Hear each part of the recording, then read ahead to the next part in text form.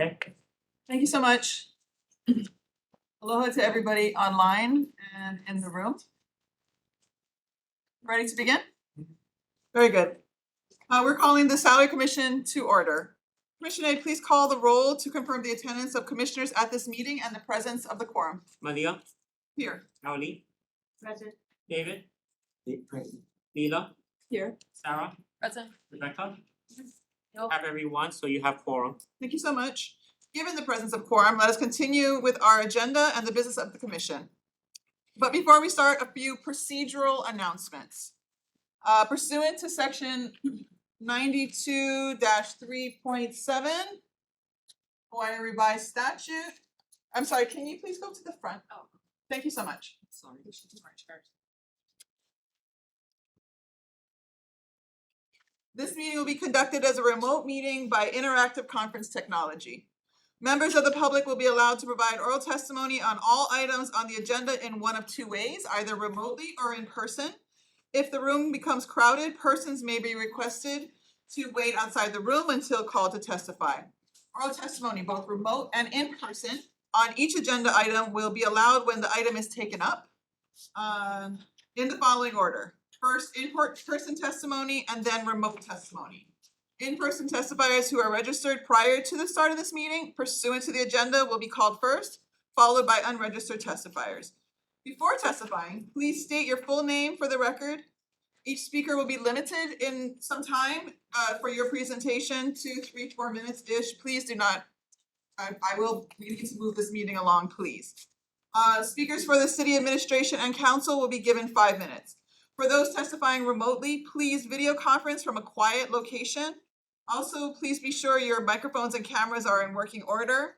For those joining us by phone, we will call and identify you by phone suffix. If technical issues arrive, I will give you a few moments to try to resolve minor connection issues. However, if they cannot be resolved, I will have to move on to the next testifier. HRS section 92-3.7 requires all votes at remote meetings to be conducted by a roll call vote unless unanimous. Therefore, upon hearing any objections, I will call for a roll call vote. If testifiers wish to also submit written testimonies, please submit it to the commission aide.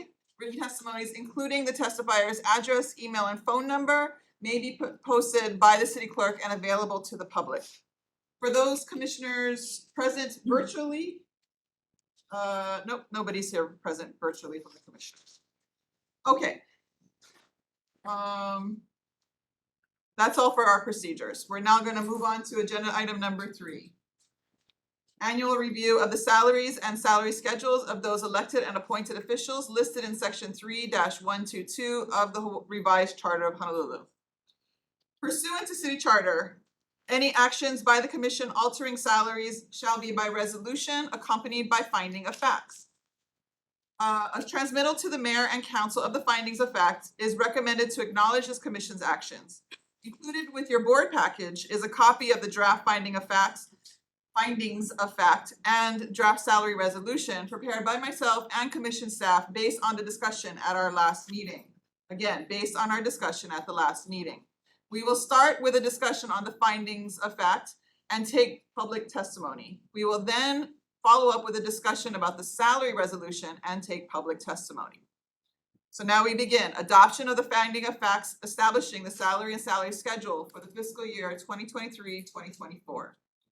Commissioners, in order to initiate discussion, take testimony, and make any necessary changes to the draft findings of fact, may I have a motion to adopt the draft finding of facts on the agenda as the Commission's findings of fact for fiscal year 2023 to 2024?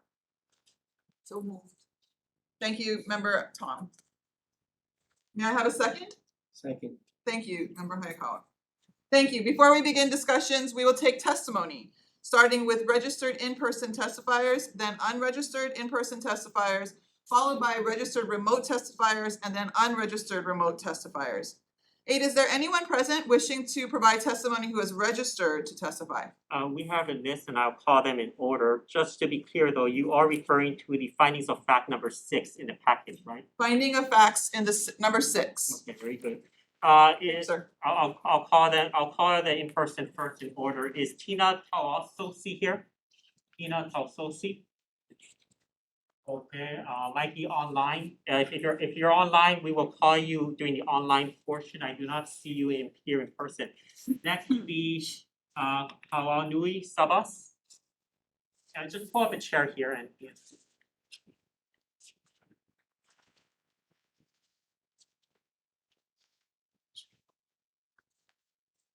Good afternoon. Hi, good afternoon. Hello, Chair, Vice Chair, members of the Commission. Kaunui Sebastian with HGEA. We stand on our written testimony in opposition to this measure or to this action. Thank you. Thank you so much. Anybody, so I'm sorry, any questions for HGA? Go ahead. Aloha nui kaunui, mahalo y'all for being here. Wanted to just better understand, one of the things that the commission has been talking about over the last few months has been the need under the charter to tie salaries to some kind of index and to have a reasonable basis for the salaries. I'm wondering with respect to the council member positions, what index HGA believes that those positions should be tied to? In regards to city council, we don't have I guess an ideal index on what they should be tied to. Okay. Okay. Anybody, any other questions? Thank you. Thank you. Next person would be Heidi Tsuneyoshi.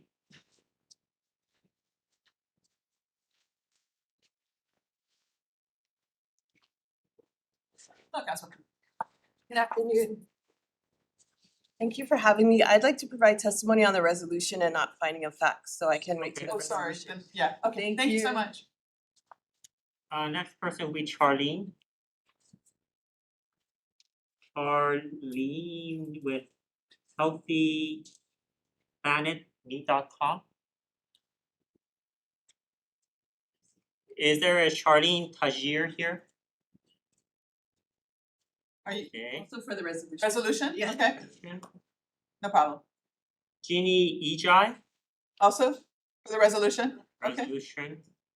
Linda Damaso, also resolution? Okay, thank you so much. Ziji Zhang, Resolution. resolution. Okay, we'll move on to the online. Was Tina Taosi there? Can you have your hand up or something? I can't. I do not see Tina here at all. One moment, please. I do not see Tina, so we Okay. move on. Natalie Iwasa. Hold on, are you muted? Let's unmute Thank you. You are now muted, please. Mr. Wassa. Okay, thank you. So I wasn't originally going to testify because I had submitted written testimony 24 hours ago. But I learned this morning that the clerk of the OCS is not providing the testimony to you until the meeting begins. And I'm very frustrated with that because I think the public takes a lot of time to put together testimony so that you can consider it Oh, before your meeting, not when you're trying to look at what is before you during the meeting. Missy So I Wassa, wanted, Missy Wassa, if I could interject, I just wanna make sure that you know that we have it and we've read it. We okay, have- we are provided the copies, we did all come early today and we have been reading testimonies that have been submitted. okay, so I just wanted to bring that to the public's attention as well because the rule that they're using, Rule 48, is being interpreted incorrectly in my opinion. So I will work with OCS on that. And so just wanted to also reiterate that there have been a number of commentaries out there that, represent, I think, the public sentiment regarding, in particular, the council member increases. So I ask you to put forth a more reasonable increase. 60% is no way reasonable. So thank you for allowing me to testify and look forward to your discussions. Thank you, Missy Wassa. Yes, I have been reading along the way. I've been reading them all and I have my own opinions about this. Thank you so much. I would suggest you read the moving on to remote testify if you have not previously registered to testify. We don't have any other registered online testifiers. You know, I'm sorry, I made a mistake with Missy Wassa. Missy Wassa, I don't know if does any members have any questions for Missy Wassa? Thank you. I'm sorry. There are no more registered testifier for remote, so if you have not previously registered to testify, please click the raise hand button in the WebEx to indicate an interest in testifying, as you will be called after the registered remote testifiers. But at the moment, I do not see any hands up for the online testifiers. So, sorry, one moment. Anybody, as we see a number of people watching, I just wanna reiterate, if you want to testify now on your finding of facts, please do so. I invite you to, please. Okay, I see none.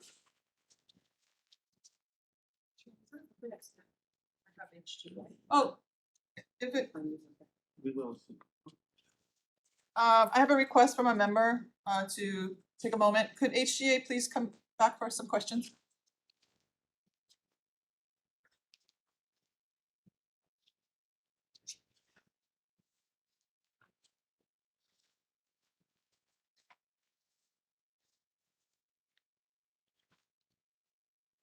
Hi.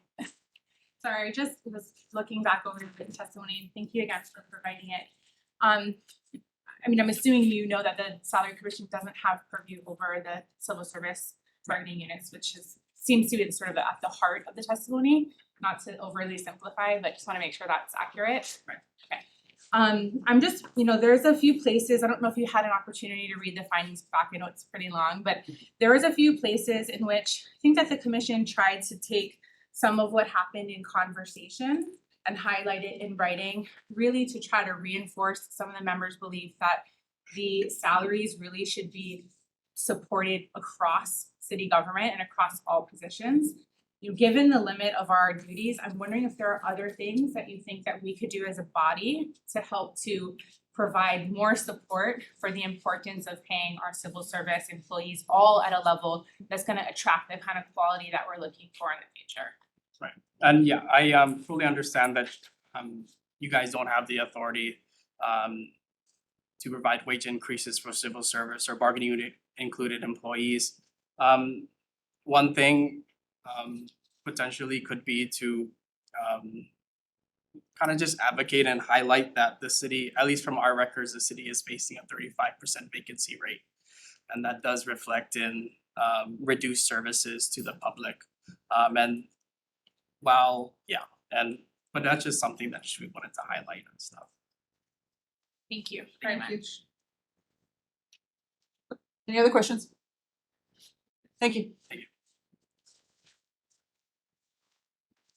Before we move on, I want to acknowledge the receipt of written testimonies from 36 members of the public, and also Councilmember Kia Aina on this topic. So thank you for everybody who submitted testimony today as well as previously. There being no other further testifiers on this item is now closed. So now that public testimony is over, we open conversation with the commissioners. Does commissioners have any discussion on the findings of fact? Yes, ma'am. After our last meeting with the commission, a lot of comments have come in, a lot of editorials have been written, a lot of testimony has been submitted opposing this. And as council members, I think their increase is exorbitant. When council members took their positions, they were well aware when they ran for office that it was recognized as a part-time job for decades. And that allowed them to have outside employment to supplement their income, which many of them do have this supplemental income. Now, $70,000 for a part-time job is not a drop in the bucket. Many employees don't earn that in one job, 2 jobs, 3 jobs. And with the high rising gas or property tax went up again this year too. All of this is trickling down to unaffordable living in Hawaii. There's no affordable housing, school, childcare has gone up, food has gone up, the cost of medicine has gone up.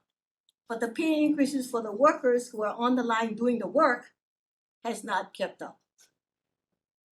Like HGA had stated, there's a 35% vacancy rate.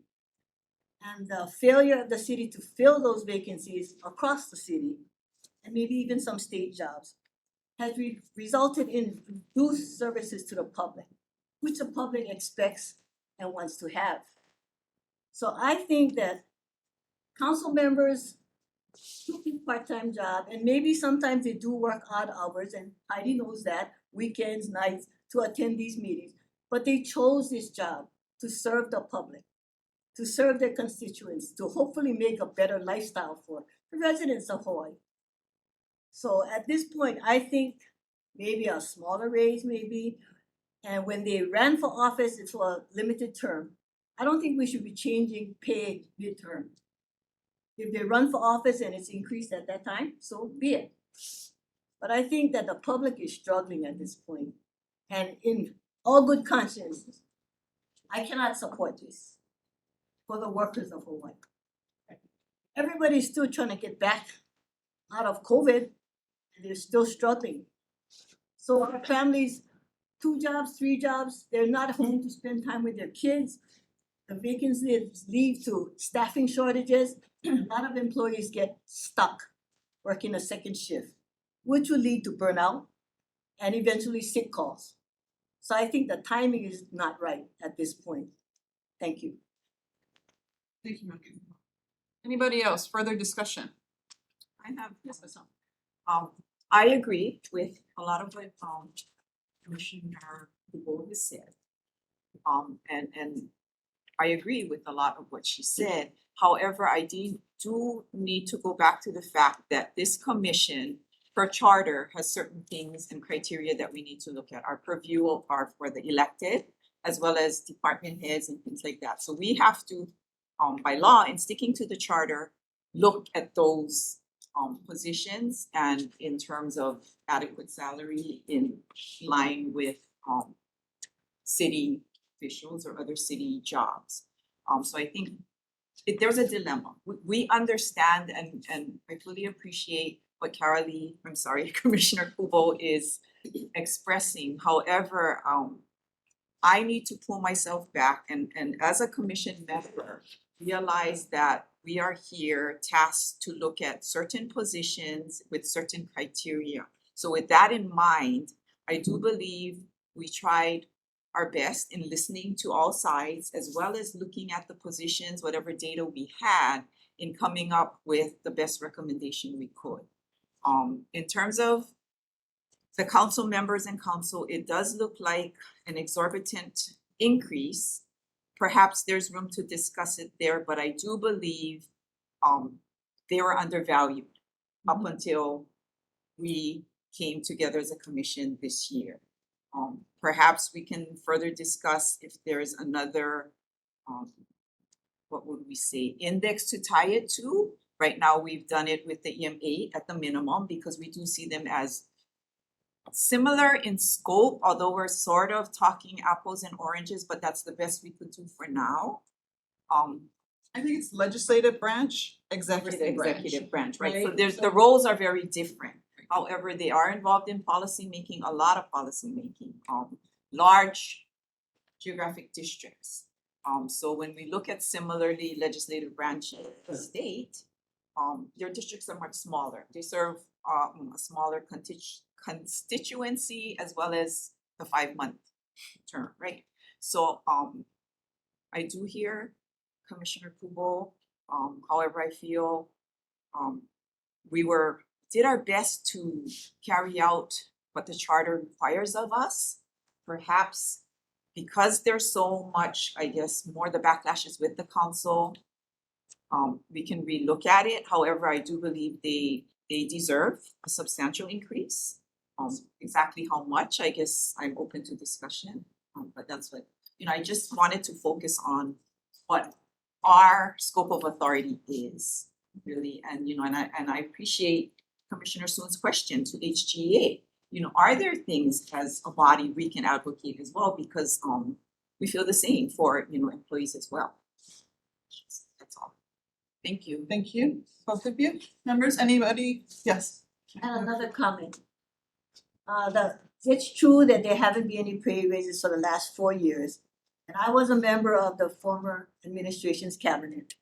And in the last 2 years working for the city, there were no pay increases. But as public servants, continue to perform our duties and responsibilities as we were hired to do. So with the exception of a few appointees that were holdover to this administration, none of the current employees were performing the work and the duties of the job 4 years ago. So I don't see how you can justify increases for those. And I've been, as part of my job as a DHR director, I came to these salary commission meetings, but this is 10 years now. So I've never seen exorbitant raises such as this. I've been coming all these years. And I just don't think the public can handle this kind of increases at this time. Perhaps a smaller increase, even the big CEOs in the banks recently, they took pay cuts the other year because performance was down and COVID and everything. And they got 2% raises, not 12.5, 2. So I think a smaller increase may be justified at this point, and you can, based on performance, maybe increase it in future years. Member Kubo, our members are here, so I would appreciate the conversation being here. So, and I appreciate what you're saying, I do. Sorry, hold on, go ahead, member Hayakawa. Yes, first of all, the charter is but let me start different. Obviously, there's public outrage or a lot of people are complaining about the council members' salaries. I would split the two basic raises into two sections. First of all, there's everybody else and there's the city council. For everybody else, the raise is actually less than Unit 13 received. They don't get back pay. So they lost out on 3 years of these raises as they went up. So that's why we had the lump sum, which was eliminated arguably because of pressure. But they're just par with everybody else. And the belief that our leaders are somehow should take a sacrifice, should take a hit, or because people in the past had this, did it or not, that's not fair. They are working hard. They are in very pressure-filled, responsible, we have a $4 billion, people seem to forget, we have a $4 billion plus city budget here. And you get what you pay for. And you wanna get people who are either independently wealthy or are willing to sacrifice their family time as well as their ability to provide for their families. Remember, most of these jobs are limited time periods because new administrations come in and go and or the council is capped out at 8 years. So these are limited slots that you're leaving a business that you would normally be building or whatever it may be. So individuals make sacrifices to come, but they shouldn't have to fall on their swords to do that. And people say, well, they knew what the pay was coming in, but that's not in our charter. The charter says equitable pay with other comparable employees, etc. And the bottom line is everybody but the council got less than Unit 13, which has always been the traditional, my understanding is, it's always been the traditional bargaining comparison that we use for those folks. And as far as the council, their pay was artificially low. To put it bluntly, it was ridiculous. Now, I'm not saying the $60-something thousand is something to be scoffed at. No, clearly there are people who work darn hard in 2 jobs to make that. I clearly understand. But again, we're looking at the leaders of our $4+ billion budget here. And we need, and by the way, there's no definition anywhere that says this is part-time. It's always been presumed to be part-time, and it's a great talking point in all these articles, but I have not seen overwhelmingly all the city council people coming forward, or I believe most of them at least, are saying they're working 40+ hour weeks. We need leaders, we need to motivate people to accept leadership positions where they know, where they don't have family money backing them up, where they wanna raise their families, and once they're even elected, we want them working a second 40-hour part-time job. So let's talk potential for corruption right off the bat. But more importantly, I want my city council people to be in their communities, to go to the Filipino Philcom Center for their events, to work with their community members, to meet them, to talk to them. And they can't be doing that if they're struggling to work a second job for the privilege of serving the people of Hawaii. And again, I don't say that in a mocking way, but people expect our public servants to just take this hit.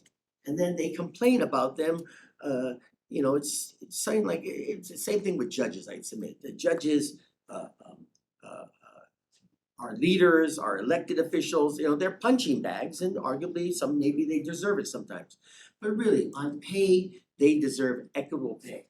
If the community does not believe that the charter, that our commission properly evaluated our charter, the rules we are required to follow, then the thrust should be go and modify the charter.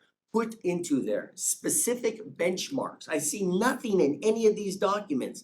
HGEA comes forward, nothing to say, and again, the hardworking people of HGEA, I get it, but nothing in any of these things will say we are indexing the city council salaries to something other than an already artificially low level of pay, which dwarfed in any comparison with any other people within State Department with similar responsibilities. So I overwhelmingly support what we have done as a charter and believe we have followed the rules to the best of our ability.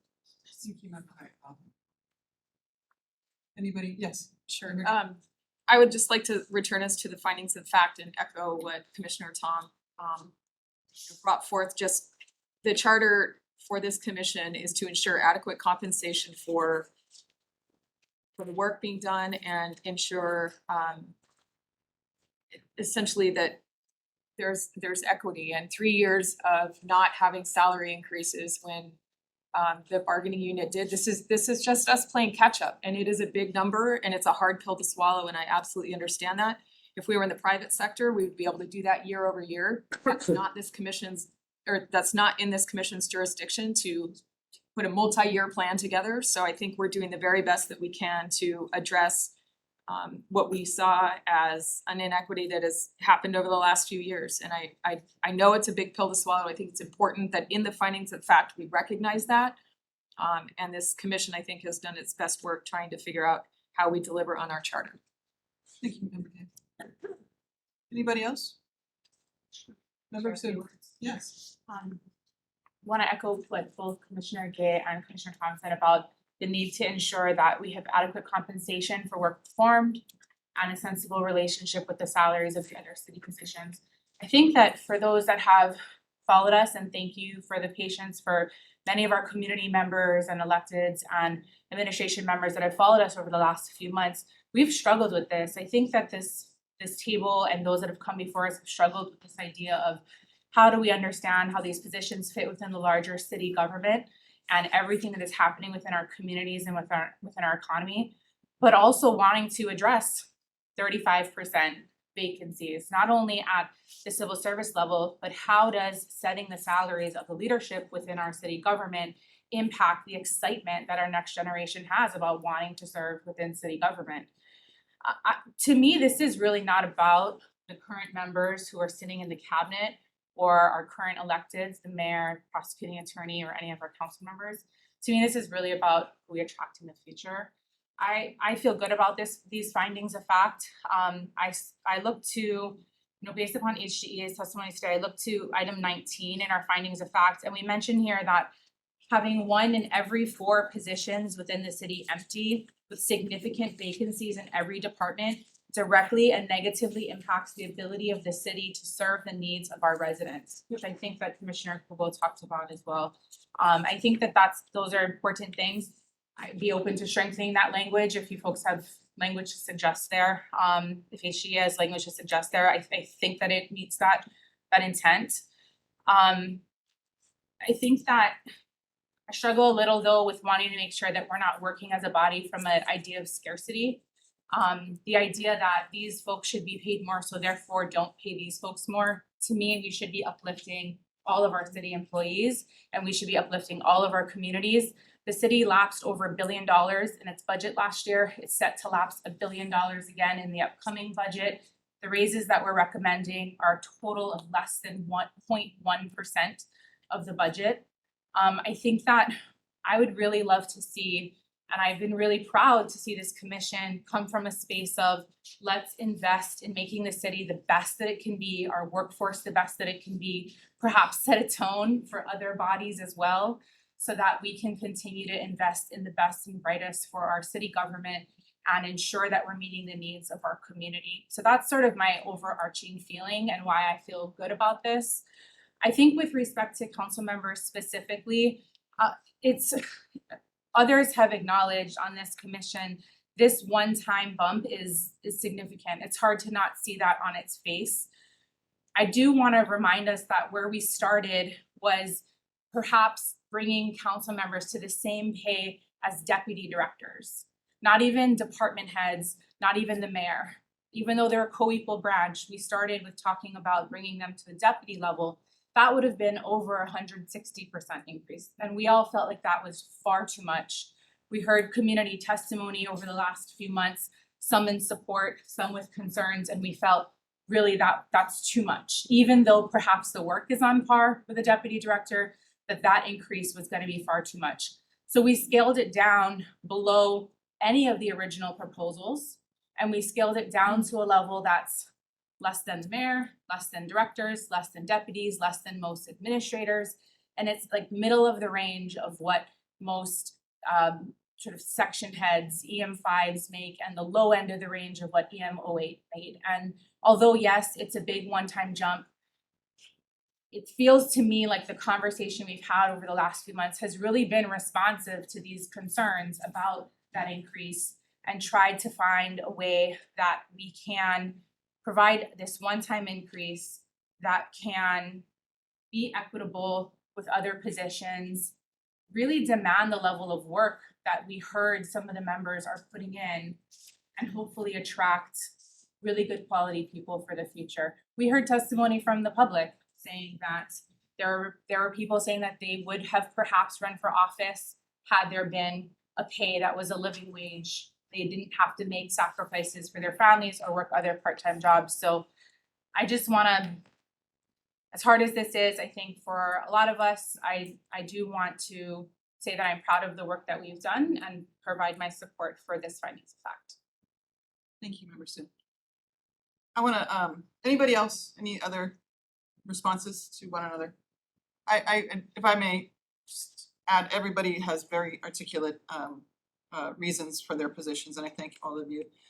Right after our last meeting, I went to, it was a day or two, I had the news had captured our last discussion, and I went to a Kailua lawmaker event. It had gathered all of the legislators and Councilmember Kia Aina. And there was approximately 50 Kailua community members in this room.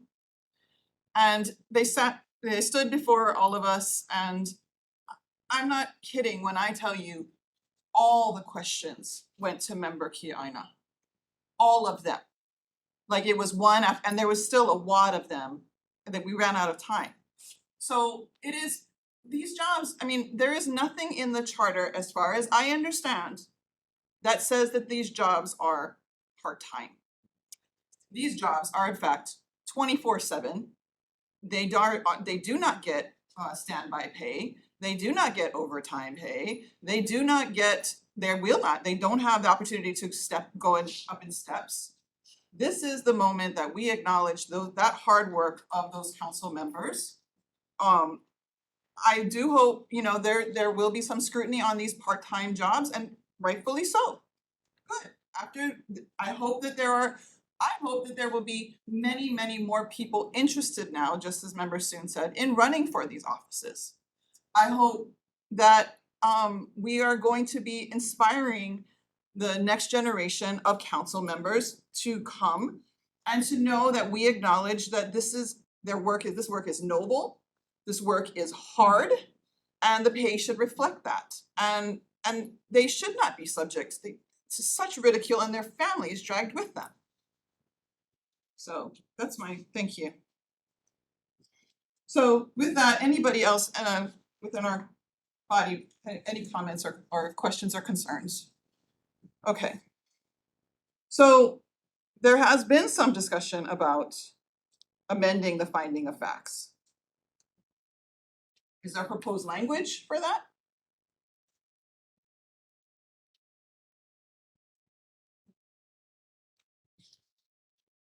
No? Okay. Member Kubo, do you want to have proposed language? I had sent my comments over the first version of the findings of fact. Yes. And there were, some of the changes were made to make, the definitions more accurate.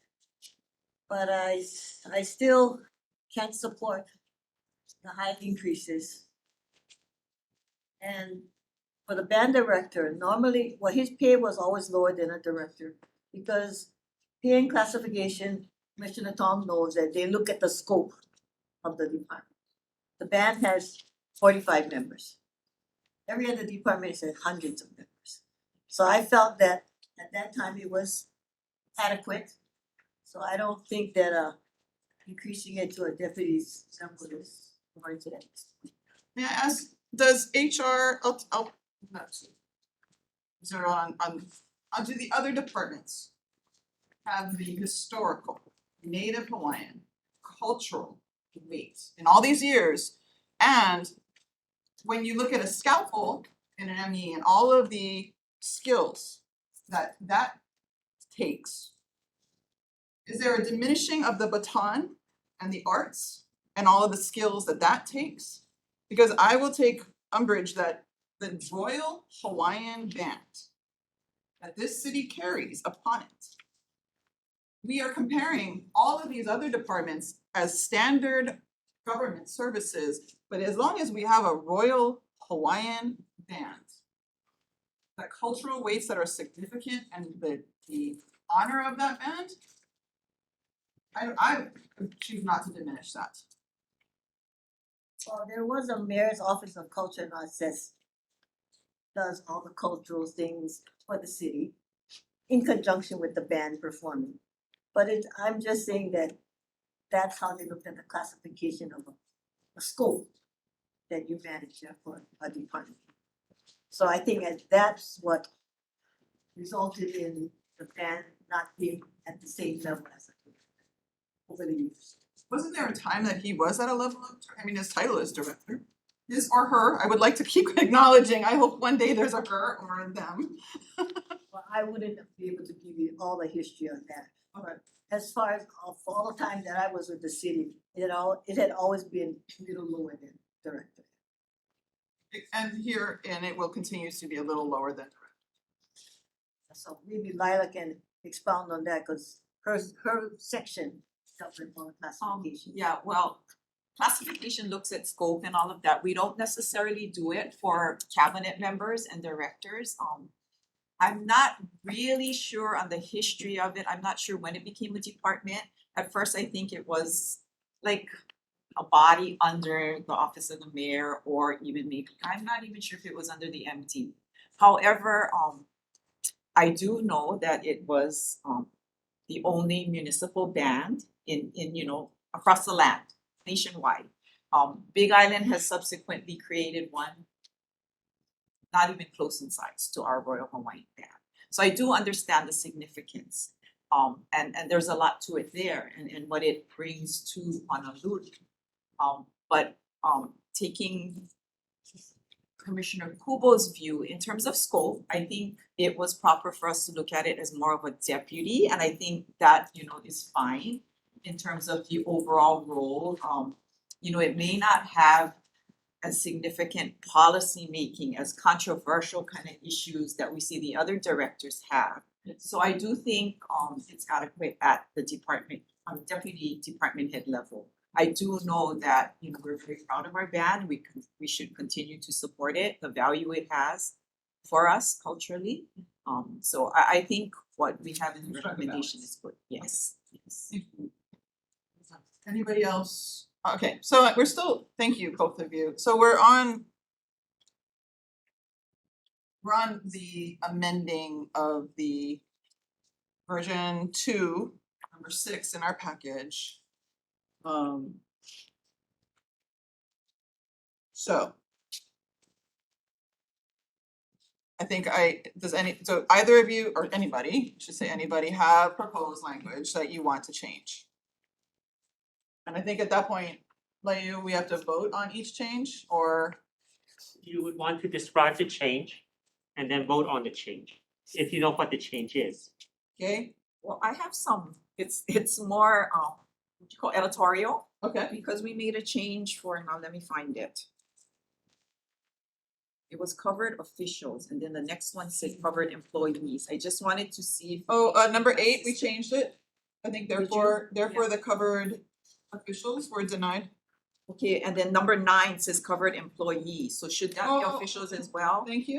Okay, it was just that, and then I just wanted to. For number 17. The salary commission appreciate or more acknowledge? I'm not sure. Acknowledge, I'm fine with acknowledge. I agree. Acknowledge, Okay, that was my only 2. thank you so Thank much. you. Others? Where was the acknowledge? It's number 17, the salary commission acknowledges that the salary increases. Oh, number, Soon has a question for DHR, if that would be possible. Right. Thank you. Sorry, state your name. Denise Miyahara, Department of Human Resources. Thank you so much. Thank you. I'm just wondering, on, for item 19, we sort of make some comments about, the level of vacancies. So in the second line in number 19, says having 1 in every 4 positions within the city empty with significant vacancies in every department, ... I think we heard testimony from HGA referencing a 35% vacancy. I don't know if that's specific to positions that are covered within their contract negotiations or if that's citywide. I'm just wondering if you know or have or could get us more accurate percentage that we could put in here just so that we're as accurate as possible. Yeah, I cannot speak to where HGA's information came from, but I can ask our recruitment team to update that information. I don't know when we can get back to you, because this body is gonna, but I don't have that information offhand right now. Okay, thank you. A lot of it is, I'm sorry, point in time to. Yeah. Can I make I'd like to make a recommendation on that one. So on 19, if we can amend the second sentence to read, having 1 in every 4 positions within the city empty, comma, some reports as much as 35%, comma, and then the remaining reading as it is. Essentially just putting in that one phrase. Okay, so I'm just gonna repeat it. Having 1 in every 4 positions within the city empty, comma, some reports as high as 35%, comma, with significant vacancies in every department directly and negatively impacts the ability of the city to serve the needs of the city residents. Okay? Member Kubo? Yes. Any changes? Okay. Member Hayakawa? No. Okay. So everybody's clear about the changes that we just went through, which is number 9 will be changed to covered officials instead of employees. Number 17, the salary commission acknowledges, and number 19, we will insert the phrase some reports as high as 35%. Okay, so we need a motion to adopt the amended finding as facts as I just described. Thank you, member Hayakawa. May I have a second? Second. Thank you, member Tom.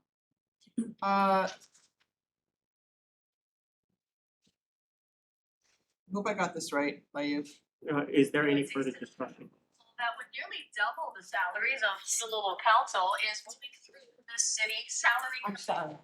Daryl Huff reports, one Oh, councilman. Mr. Huff. How did you interject yourself, Mr. Huff? You'll be at the, is there any further discussion on the amending part? Right, on page 3, right? Yeah. Okay. Is there any further discussion about the amending the motion to adopt the schedule of salaries as we just described? Sorry, the findings of fact. Sorry, okay. Motion to adopt the finding of facts as I just described. Any objections? So we're voting on the whole package, not just the whole amended package. We're voting on the amended finding of facts. Oh, okay, got it. We're not on the Got it. reso. I understand. Hearing none, the finding of facts have been amended as I just described. The current motion to adopt finding of facts is now a motion to adopt the amended finding of facts. Is there any further discussion on the amended, finding of facts? There being no further discussions, we move on to voting. Because we are in a remote meeting, I would like to conduct a roll call. Again, the motion to approve the amended finding of facts related to the salary and salary schedules for fiscal year 2023. Commission aide, please call the roll. Malia, Aye. Howdy, I don't concur. would that be a no or reservation? No. David, Aye. Leela, Aye. Sarah? Aye. Rebecca? Aye. The motion carries since you have 5 votes in favor. Thank you. The finding of facts has been approved and the commission aide will coordinate getting your signatures on this document After after this meeting. So please plan to stay for the signature part. I would appreciate if commissioners can make themselves available to do so, such that this document then can be transmitted in a timely manner. The finding of facts will be submitted to the mayor and council by absolutely no later than May 1st, 2023, in accordance with section 3122.2 of the city charter. Commission aide shall include all the commissioners in the transmittal to the mayor and the council. We now move to adoption of resolution establishing the salaries and salary schedules for fiscal year 2023 and 2024. Commissioners, in order to initiate discussion, take testimony, and make any necessary changes to the draft salary resolution attached to the agenda. And again, it's number 4 in your package. May I have a motion to adopt the salary resolution for fiscal year 2023 and 2024? Thank you, Member Hayakawa. Second. Okay, thank you so much. Thank you. Before we begin discussion, we will take testimony. Again, here we go, starting with the registered in-person testifiers, unregistered in-person testifiers, followed by registered remote testifiers, and then unregistered remote testifiers.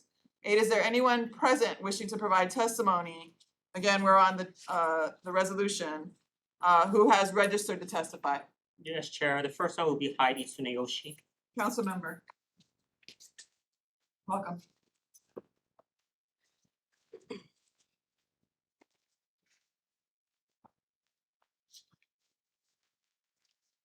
Aloha and good afternoon, commissioners. I first want to make a couple comments on the discussion that I heard recently, just to provide some comment onto the situations that were brought up. Some of it will be discussed in my testimony, which I did support and provide written testimony, but you didn't get it yet, so I apologize for that. So I'm going to read it in its entirety. But I just want to remind the commission that your body is open for public hearing for a reason. So despite what you have been through and mulled through and what you have come to conclusion, it is a public forum. And if you're receiving outcry and concern from the public, no matter what index you're tying it to or what you're trying to accomplish, that always has to be in the forefront because this is the work of the people. As far as what an index would be tied to, you can easily look to the most common denominator, which is for the mayor, the rest of the mayors in our state. Mayor Blangiardi is the highest paid mayor in our state. He's very well compensated if you look to the index of mayors. If you look to an index to discuss what we should do for our council members, the highest paid council members in our state are those in the county of Maui County at 70,000. So if we're looking at indexes, you have to compare apples to apples and not to think that you're comparing other things to make a possibility and a scenario that is not the case. The other thing, when we're comparing it to negotiations that went through for HGEA, they started at a different base than these salary positions are. A lot of these salary positions starts at 6 figures, so where do you go from there? HGEA would have had more of a substantial increase because they started at a lower point. Not to mention HGEA and others have a different retirement system, which I'll mention in the course of my testimony as well. The other thing is, I heard it mentioned that this is a $3 billion budget. That is an inflated budget. What the budget is right now is inflated based on monies received by the city from federal dollars that came to us due to the pandemic. These monies will not always be here, so the decisions you're making today has to be tied to real dollars that we have available to this city in perpetuity and not in this snapshot. What you have before you is a very important time and a very important decision, not just for the taxpayers right now, but for taxpayers for generations to come. Because these salaries are tied to retirements.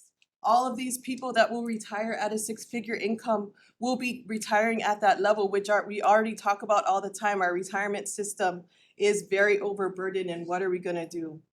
But I do appreciate your time, and I mentioned my written testimony didn't make it to distribution, so if you don't mind, I'd like to read that for you now.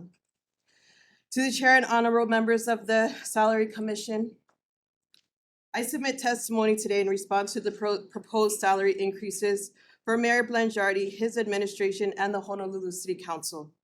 When I first heard that salary increases were being proposed at 60%, I was in utter shock for a number of reasons which I will detail. I was hopeful that the proposed increases would quickly be rejected, but unfortunately, this is not the case.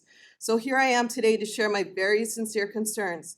Even if these increases are adopted at the current proposed rate of 12%, if there are to be increases, a reasonable rate would be more like 3 to 5%, if any at all.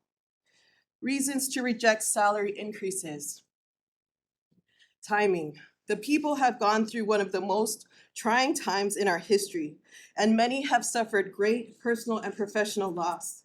Politicians rallied around and vowed to stand together as the people recover from this tremendous loss. I can say with all certainty that the people and our small businesses have not fully recovered. To propose such substantial pay raises for politicians, elected officials, and appointed positions who still got paid and worked through the pandemic is a slap in the face to the people and to the businesses. For politicians to continue to profit while people and businesses remain in such struggle is a terrible representation of government for the people. Every hard-earned taxpayer dollar should be used to benefit the people and not politicians. Second reason, retirement system. Proposed salary increases will add a devastating burden to our already overburdened retirement system, which is an unfunded liability that generations to come will have to pay for. We have discussed the concern about our retirement system for years and have held off from making critical jobs permanent positions like ocean safety officers for concerns about creating additional burden to our retirement system. How then do we justify these excessive increases for elected officials and administration with 6-digit salaries, which will certainly put a strain on the city's budget and retirement system? These increases would be in addition to the positions Mayor Blangiardi has created and funded through federal funds received in response to the pandemic that were supposed to be used for the people. Though these 20 or more positions are now being proposed to be permanent positions with a price tag of over $1 million per year and subsequent burden to the retirement system. How is this sustainable? Are we going to have to tell hardworking men and women who have dedicated themselves working for the city that their retirement may not be available for them? Are we going to have to go back to already burdened taxpayers to be able to pay for high-level retirements? Comparable pay, we talked about that a little bit here today. If these pay raises are approved, even at the 12% level, the mayor and his administration will make more than the governor of the state of Hawaii. Mayor Blangiardi is already the highest paid mayor in our state at $186,000, which is already comparable to the governor's salary. If you want an index, that's an index. Public office should not be seen as a place to make profit on the backs of the people. I am all for free enterprise and businesses and individuals striving to be successful through hard work and determination. It is quite another story to make more and more money with the swipe of a pen with taxpayer dollars. I go to now average median income, or AMI. The justification for council members' increases is that the 12% increase reflects area median income, or AMI, of roughly $100,000. Something to note about that is the people in Hawaii have to make that to be able to survive here. And the majority of people get to that number through blood, sweat, and tears, working 2 to 3 jobs to make it work. AMI does not mean that people are getting it from a single job, and definitely not from a part-time job, which City Council is currently classified as. And to that point, if you look to the records of 1985 Salary Commission, it's clearly stated there on record that council members are a part-time position. Our state legislators are classified as full-time and their salaries are around 70,000, including per diem. And I heard that's, it was discussed here today that state legislators have a smaller area of focus. However, they have a lot more responsibilities, their budgets are bigger, and they do have very long hours when they are in session to deliberate over large issues of the state. So that would be a good index. If you look what the state legislators make, that would be a good index comparison, which is 70,000. I would agree that a council member's schedule is taxing from firsthand experience, but I do not think that justifies over $100,000 with part-time status. If anything, change the classification to full-time and adjust the pay accordingly. Inflated budget. Since coming into office, the mayor has worked off an inflated budget due to the infusion of federal dollars in response to the pandemic. Even the upcoming budget contains 25% of funding from carryover, which has never happened in the past. What is going to happen when future mayors have to budget all of these increases and add-ons without the additional funding? It will not be possible, especially with the unknown and extreme financial burden of the rail project and maintenance fees that will be hitting hard soon. Mayor Blanchard ran his campaign with a promise of fiscal responsibility. I have worked with city budgets and 2 previous mayor proposals for over a decade, and I have never seen anything as lavish as this. I am surprised and concerned for the people and future generations if this kind of budgeting continues. So what would be sustainable ways to budget and make use of the inflated budgets and carryover funds for the people? Address the concerns people have shared for years. Some suggestions would be purchase equipment that city departments have been asking for so long to be successful in meeting the needs of the people, which would include simple things like riding lawnmowers for our parks. Currently, all the parks in our city share 2 mowers, which make mowing schedules so difficult, to the point of council members having to go and answer questions. If we give departments the supplies they need to do what needs to be done in our communities, council members wouldn't have to stand there and get beaten up. If we look to fill vacancies, which we need money for, council members wouldn't get beaten up. The people would be happy, the city would be thriving. The people would be so happy if parks were maintained and would be a huge win for the city. The cost of a riding lawnmower is about $7,000, so a mower could be purchased for every park district with minimal financial impact. A hot asphalt truck, so the city can respond to concerns for damage to our roads, sidewalks, and bike paths. We currently share 1 good asphalt truck and 1 that needs repair for the whole city. Having at least 2 to 3 operable trucks would allow for concerns to be addressed and work to be done. Average cost, $70,000, which would be another impactful and positive investment. Work could be done. People would be happy. People would be happy to work for the city because they can do their jobs. Purchase a backhoe truck to conduct regular stream maintenance so people's homes are not in danger of flooding every time there's a big storm, and so the city can keep to the schedule outlined by federal guidance. The city does not have the equipment necessary to keep up, and even 1 truck at $70,000 could allow for much needed work to be done for the safety of our people. By purchasing equipment, work can be completed and the departments would have what they need to respond to people's concerns for years to come. A sustainable solution, give the departments the salaried positions and the equipment they need to do their jobs. Everyone will be happy, the people will be happy, the council members wouldn't have to stand there at neighborhood board meetings and get beat up. They could go there and say, we're so happy to tell you we can do the work that needs to be done. Another idea, and I'm almost done, thank you so much for letting me take a little while more. Another good sustainable use for the added funds that we have in our budgets due to the inflated budget and the carryover, contract workers. As we know, many city departments are struggling with backlogs, most notably the DPP. With 1 million, the city could hire 5 to 7 contract workers and get through the whole backlog so the city does not have to continue to report the embarrassing state of affairs with permits taking months to years to be approved. I work with families who, due to the pandemic, have to live together. They want to just add another room to their home. They're waiting a year. In that time, mental health is compromised, overall quality of life is compromised. People are about to be homeless. We need our permits to start moving out, and we can do that through contract workers. Once the backlog is addressed, the system can be put in place to keep us up to date. Another idea, community improvement projects. The city could move forward and fund any number of CIP projects that communities have been waiting for, like re-roofing the Waimanalo Gym, which has been closed due to a leaking roof for quite some time.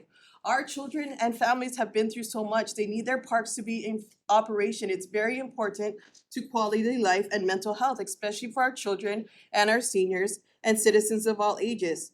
Various beach park improvements, which we know are terrible right now, park improvements, funding to move the long wait for street signage. Right now, people have to wait 6 to 7 months to get a street sign repaired due to backlogs within our street signage in DTS. Bike path improvements, and relocating the Wailua Fire Station out of the flood zone. We have a fire station in the flood zone. The list could go on and on. Fund grant and aid programs. There are more needs than ever before, and funding for nonprofits that address those needs has become harder and harder to come by. Critical services for our most at-risk populations like our seniors are being jeopardized and could be supported with additional percentages to the grant and aid fund. Last one, paying down general obligation bonds. With the rail project, the city has floated and will continue to float bonds that will have lasting financial impacts. Any additional funds should be prioritized to figure out how to make money available to address these overwhelming financial burdens and not leave it for the next mayor and council to do. We have not yet seen the full impact of the decisions being made to fund the project, and any effort to mitigate those impacts should be a priority. These are just some ideas, and I hope this message lands and is received with open hearts and minds for the people. And I pray that righteousness prevails in our state and decisions are made that will show care for our people and for future generations. Thank you for the opportunity to share my thoughts. I'm open for any questions. Thank you. Thank you, Councilmember. One moment, please. Thank you so much for your testimony. Anybody, any questions? I'd like to thank Councilmember for her detailed testimony. And I agree with what you have said, and there are other options to spend the money on to make the people happy. So, thank you, Member Kubo. I agree, thank you for many suggestions for how some of the funds can be expended. I think some of the suggestions that you've made today are probably best directed towards the budget committee and the budget process that I understand is on May 2nd. Our purview is very clear, what we are responsible for.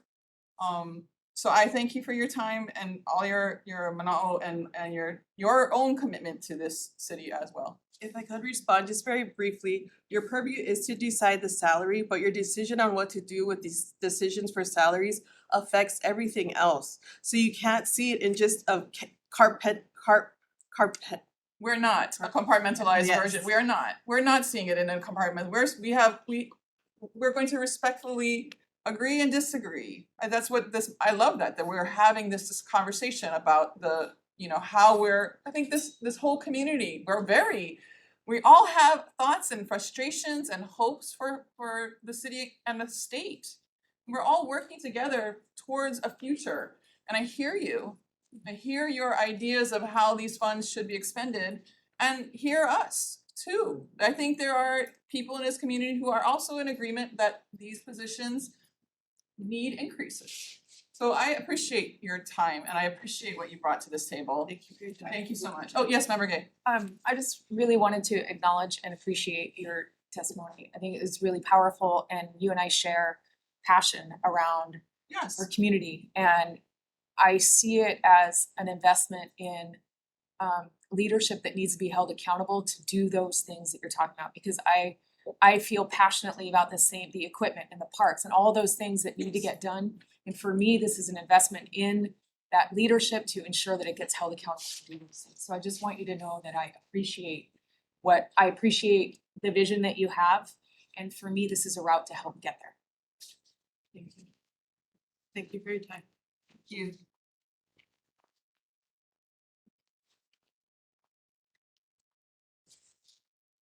Anybody else?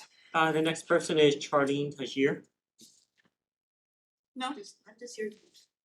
Okay. Okay. I just Right. feel that this is kind of like a movie. I feel that if we had a movie on this, it would be like, oh my God, I pray that it would come up with a positive ending. I hope What I that, see in movies, right? Not something where it's political, to where people get bought to say certain things or whatever, but that's kind of what I'm feeling sometimes, and I shouldn't be saying anything because this is like a movie. well, I hope what you're saying is that we're having a good, a Yeah. robust conversation. I feel that, it's like, Yeah, you should come up. If you wanna have this, please, say, by all means. I just think that you should, we should, No, please come. yeah, we should, At this point, you have to. everybody's pay scale into one bucket and say that everyone deserves this, so let's call for raises for everybody, right? So I see for all people that they need to, right, they need to have their wherewithal, the funds to do what they need to do, right? And what I'm hearing is like council people cannot do their jobs because they're not being paid enough. I'm saying, why did they take the job then?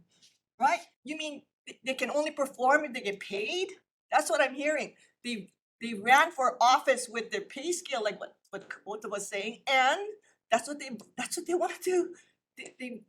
We voted for that. Not because they know down the road they're gonna ask for raises because they can't do their job because they're not being paid enough. I mean, I have another definition of public servant, and I don't think that's public servant. And you're just hearing from me, but there's tons of people out there that I'm speaking for, and I hope you guys make the right decision. That's all I'm saying. Thank you for your testimony. Oh, hold on, anybody, any questions? I'm sorry, your name? Oh, Charlene. Charlene, I'm sorry, your last name? Tajiri. Tajiri. Thank you so much. Anybody questions? The next person is Jeannie Ejai. Here she is. That's me. Yeah, go ahead. Please, if you can, No, It's public I record. support. it's public record. You have to speak into the mic. Thank Oh. you. It's, sorry, again, state your name too. My name is Jenny Edgy, and I'm just a regular person.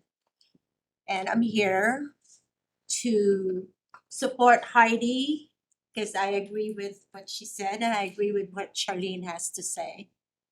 That's all, Okay, and thank you very much. thank you. Tell them how long it took for you to get your permit.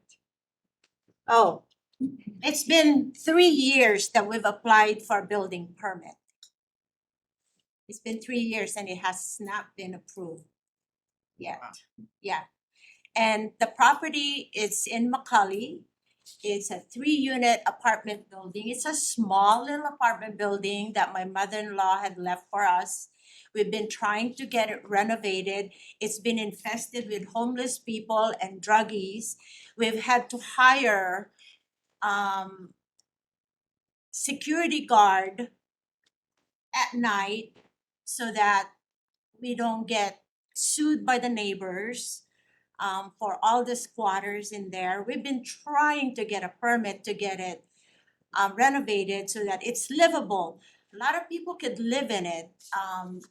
There's a homeless situation, and I think it could help some homeless people. But we have not been able to get a permit to get it renovated. So that's my taxpayer, my Your question? money at work. Yeah, no, Yeah. I appreciate that, and this is just a person who's been reading the headlines, but it's my understanding the mayor is very focused on DPP and improving that service, so I Yeah. appreciate your It's been frustration. 3 years and it's been sitting there rotting away. And like I said, it could have been lived in by Understand? people. Thank you so Thank you. much. Anybody else? In person? The next person is Linda Damaso.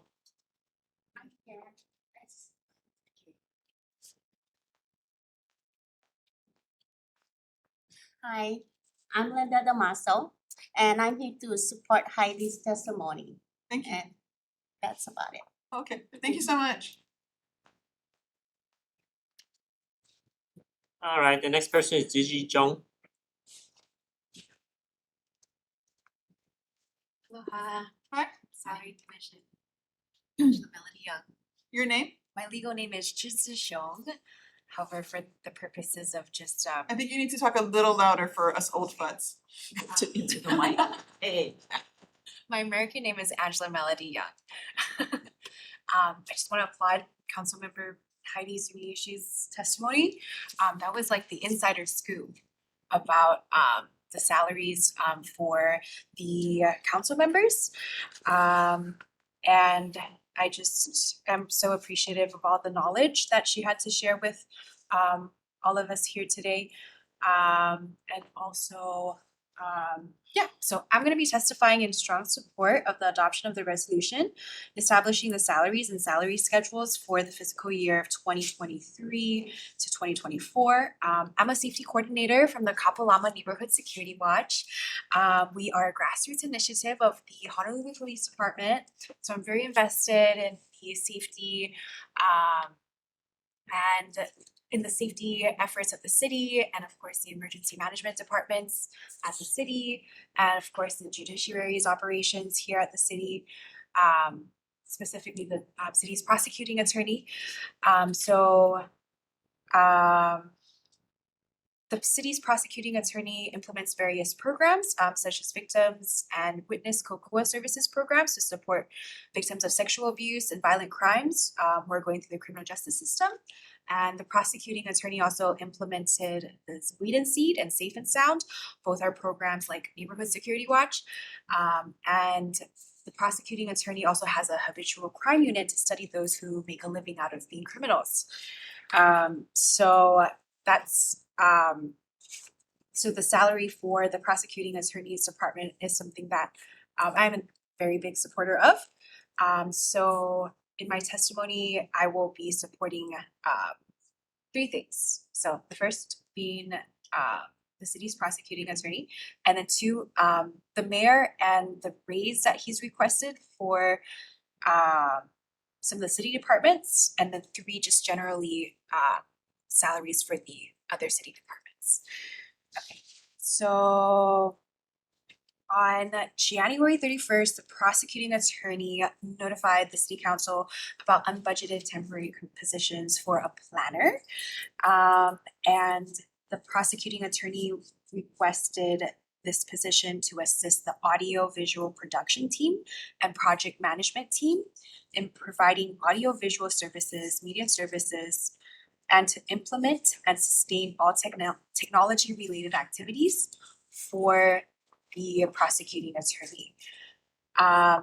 And the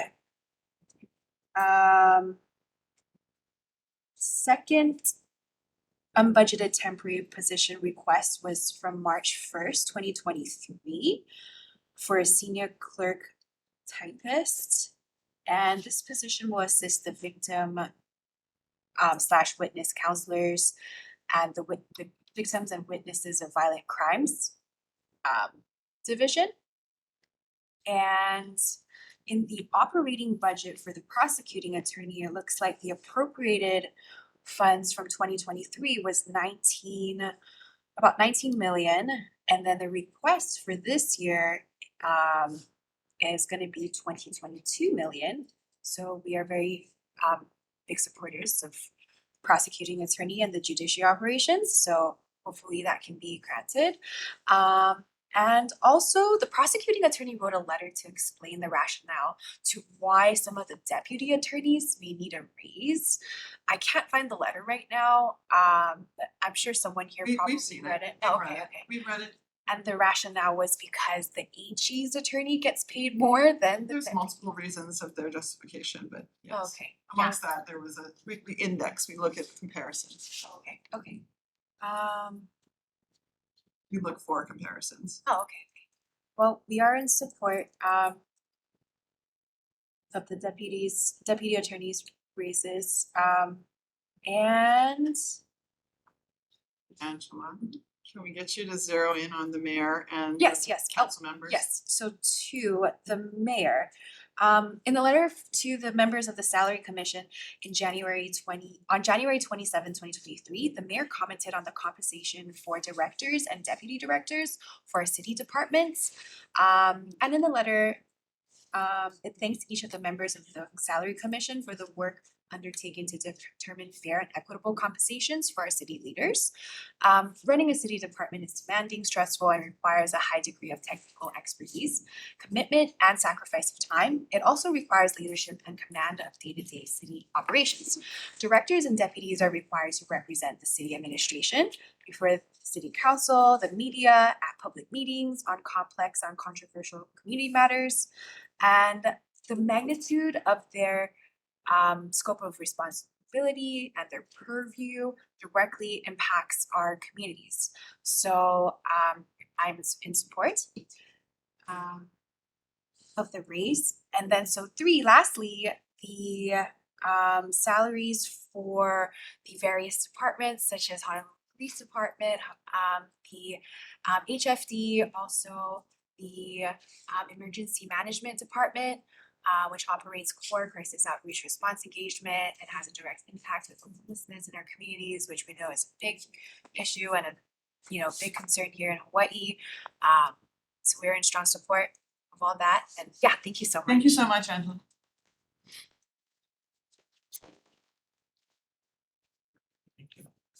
Anybody else? Okay.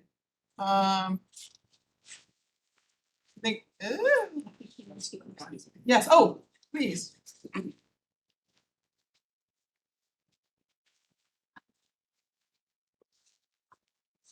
Well, Chair, Vice Chair, members of the Commission, Kaunui Sebastia with HGEA. We stand on our written testimony in opposition to this resolution. Two things, that I do want to add, and we did highlight it in our testimony. Members of this commission, along with Mayor Blangiardi, argues, that city executives and council members, work long hours and better pay will help retain good talent.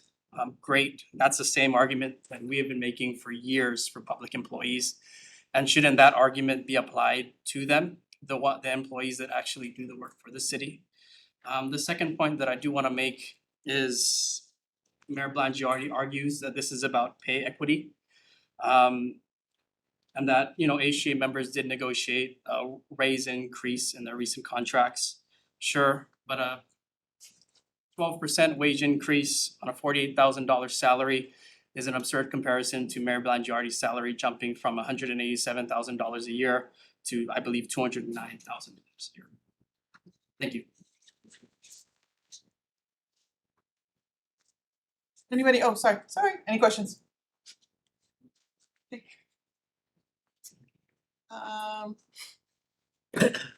I have lost my way. I don't see anyone else in person who wish to testify, so we'd be moving to remote testifiers.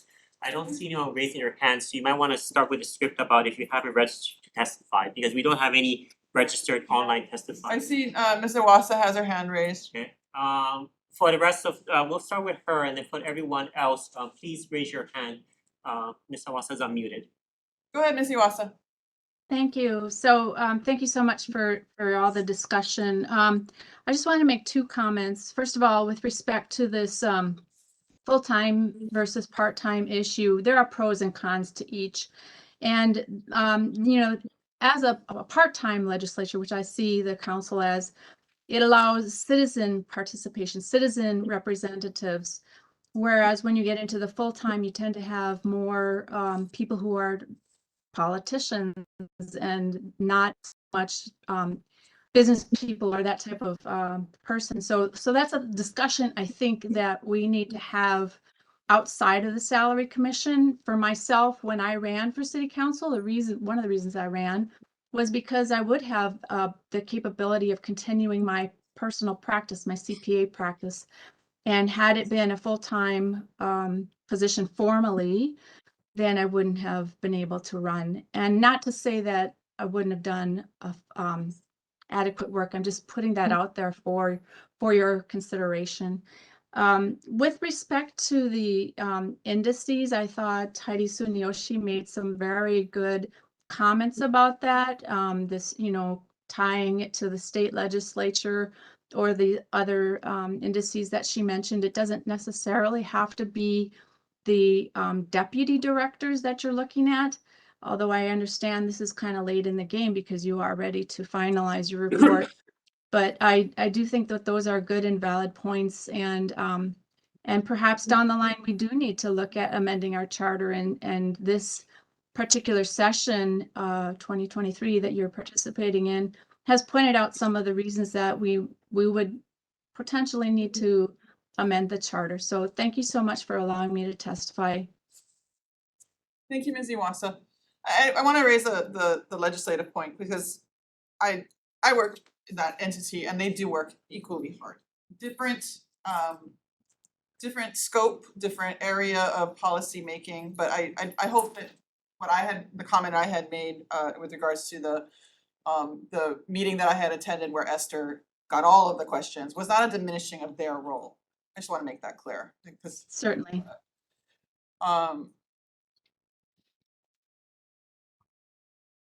And also on the, you said earlier, Ms. Iwasa, I have a question, sorry, I should have asked everybody, anybody questions for Ms. Iwasa?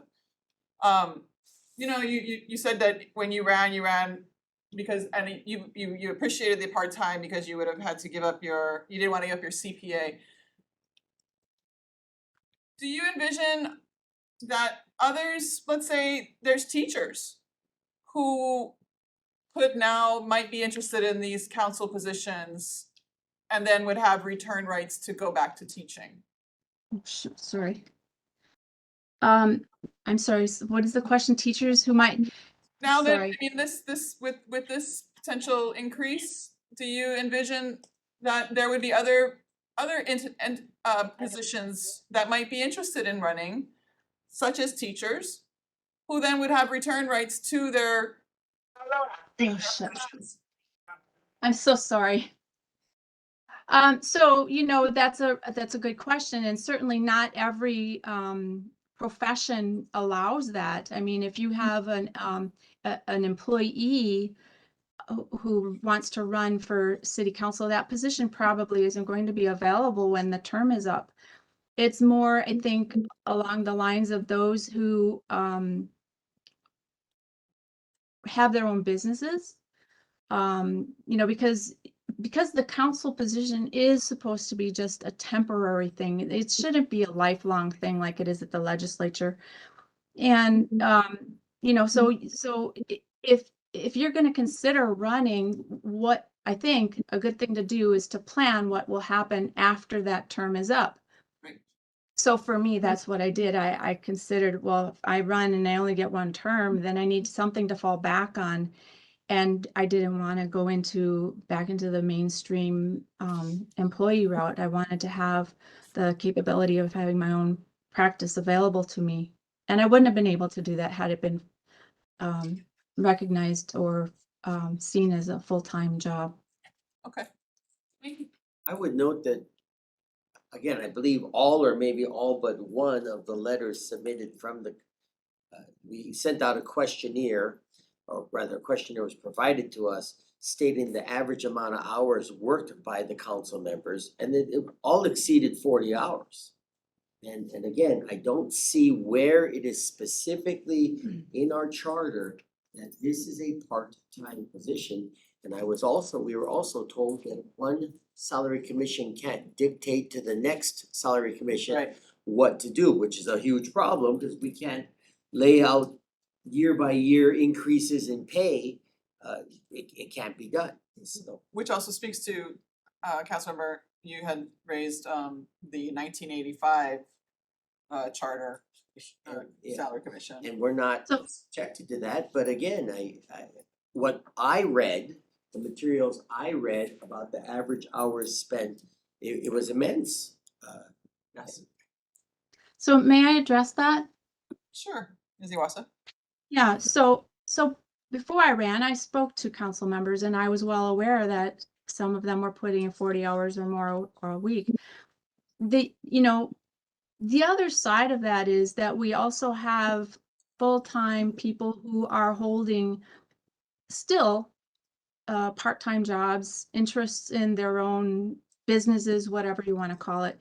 And so that's a question. If the council is going to be considering themselves full-time, then do they still want to have these part-time jobs and the capability of having outside interests, so there's really a broader question here that a broader discussion that I think needs to be had, and pros and cons on both sides. I'm not diminishing what you said at all. I'm not diminishing the work that any of our council members do, because I do know that they put forth a lot of effort and it does take a lot of time. So thank you for allowing me to make my comments. Thank you, Ms. Iwasa. As always, we appreciate your thoughtfulness. Anybody else online? Anybody have questions? Sorry. Oh, Ms. Tom. And well, we can go to that hand raise, but I wanna ask Is Heidi Oh, okay. Tsuneyoshi, if she could come back. I mean, I just have a question. Wait. Hold on. Sorry. Can I do this Yeah, person do the hand first? first. And I then, mean, and then we'll come to you. Does Heidi have time to stick around? My car's on King Street, so I have to go. Yeah. Okay, Oh, so. you wanna feature me or So come back? Mr. Oh, no, you Tanaka- gotta take it. Okay, Mr. 3:30, right? Can I see? Yeah. Okay, Mr. Tanaka, please hold on for a second. We have a No, parking. it's okay. I have till 3:30. Okay, go ahead. Okay, Mr. Tanaka? Hold on, I'll unmute him. Okay. Mr. Tanaka, you're unmuted. Go ahead. Hello, thank you folks very much for the opportunity to speak today. Now, I think there's no doubt that we should approve some sort of pay raise for our partners and our very hardworking members of the city council. It is an absolute full-time job from what I see on the outside looking in, and I think it gives everybody an opportunity because Honolulu is an expensive place to live, and you want to give everybody, whether they're a working parent, whether they come from say any sort of means, an opportunity to support themselves, support the community, and support their families. Other government officials definitely deserve pay raises, such as fire, police, other many hardworking people, and I feel that city council members are no different. They're as hardworking, very committed, doing a very valuable job as a public leader. So definitely please support a necessary pay raise for our county council members to allow all people a chance to serve and support their families and support the public. And it's all I have for now. Thank you, Mr. Tanaka. Okay. Councilmember, I do not, we already had somebody get a ticket, so. Yeah. Oh, I want you to get a ticket. Come on up. Thank you. Thank you. Your testimony really hit home with me. So I do have questions, and I'm not trying to put you on the spot, but I know you've served as a council member. So with that knowledge and background, is there something you feel that they are deserving of? You brought up so many good points that hit home with me. Thank you. That if I could get some thoughts on, perhaps an increase, but not that much, kind of, where your thoughts are on that. I really appreciate you asking that follow-up question. It is a very hard decision that you and your fellow commissioners have before you today. It's very complex, as was noted by Commissioner Hayakawa, that all the commissions don't follow each other as well, so it's a very moving target. I would definitely support something to a increase to align with Maui County Council, which is at about 70,000 a year, or something along those lines, either 70 to 75,000. I think that would be a reasonable bump for council members in light of the hours that they do spend there. And so I think that would be a lot more reasonable than bumping it all the way up to the 6-figure, because the other thing to think about here, as you're doing your jobs here in a snapshot in time, there's never gonna be a decrease. There's no commission that's gonna come here and say, we should really decrease. That was a huge bump. We should really decrease. So I think moderate steps is much more, a much better way to go, looking at the many fiscal responsibilities of the city. Thank you for that I follow-up appreciate question. that. Thank you. Thank you so much. Thank you. I have a quick question. Over the course of, Mayu, what was the percentage of the are you aware of the number of times that the council has been denied a raise? We didn't deny, we voted as council members. No, that this body has denied Oh. raises over a course of 33 years, this commission has refused raises for council members 16 times. And then there was another 3 times in which the commission has recommended increases but denied, but the council voted against it 3 times. Yeah. So a total of 19 times over the last 33 years. So over 33 years, almost half of that time, they have not had the opportunity to have increases. And I was a part of the council where we denied because it was the pandemic and we felt very much that we couldn't accept an increase when everybody else was suffering so badly. So I do think that a moderate increase based on the history of proposed increases over a long period of time is warranted. And again, to the 70 to 75,000 aligning more towards Maui Council type of salaries and the legislature type of salaries, but going all the way up to 6 figures and having another commission come in after this and try to figure out what to do, it's a very, very steep increase. And I think it's a very dangerous precedent to set when you look at long-term fiscal needs of the city. And if I may, I do think that we need to look at the intention of people running for public office. So if it's based on a very good salary, that's one thing to say, but you also wanna have people who are coming, like a teacher, for instance. Both my mom and dad are retired teachers.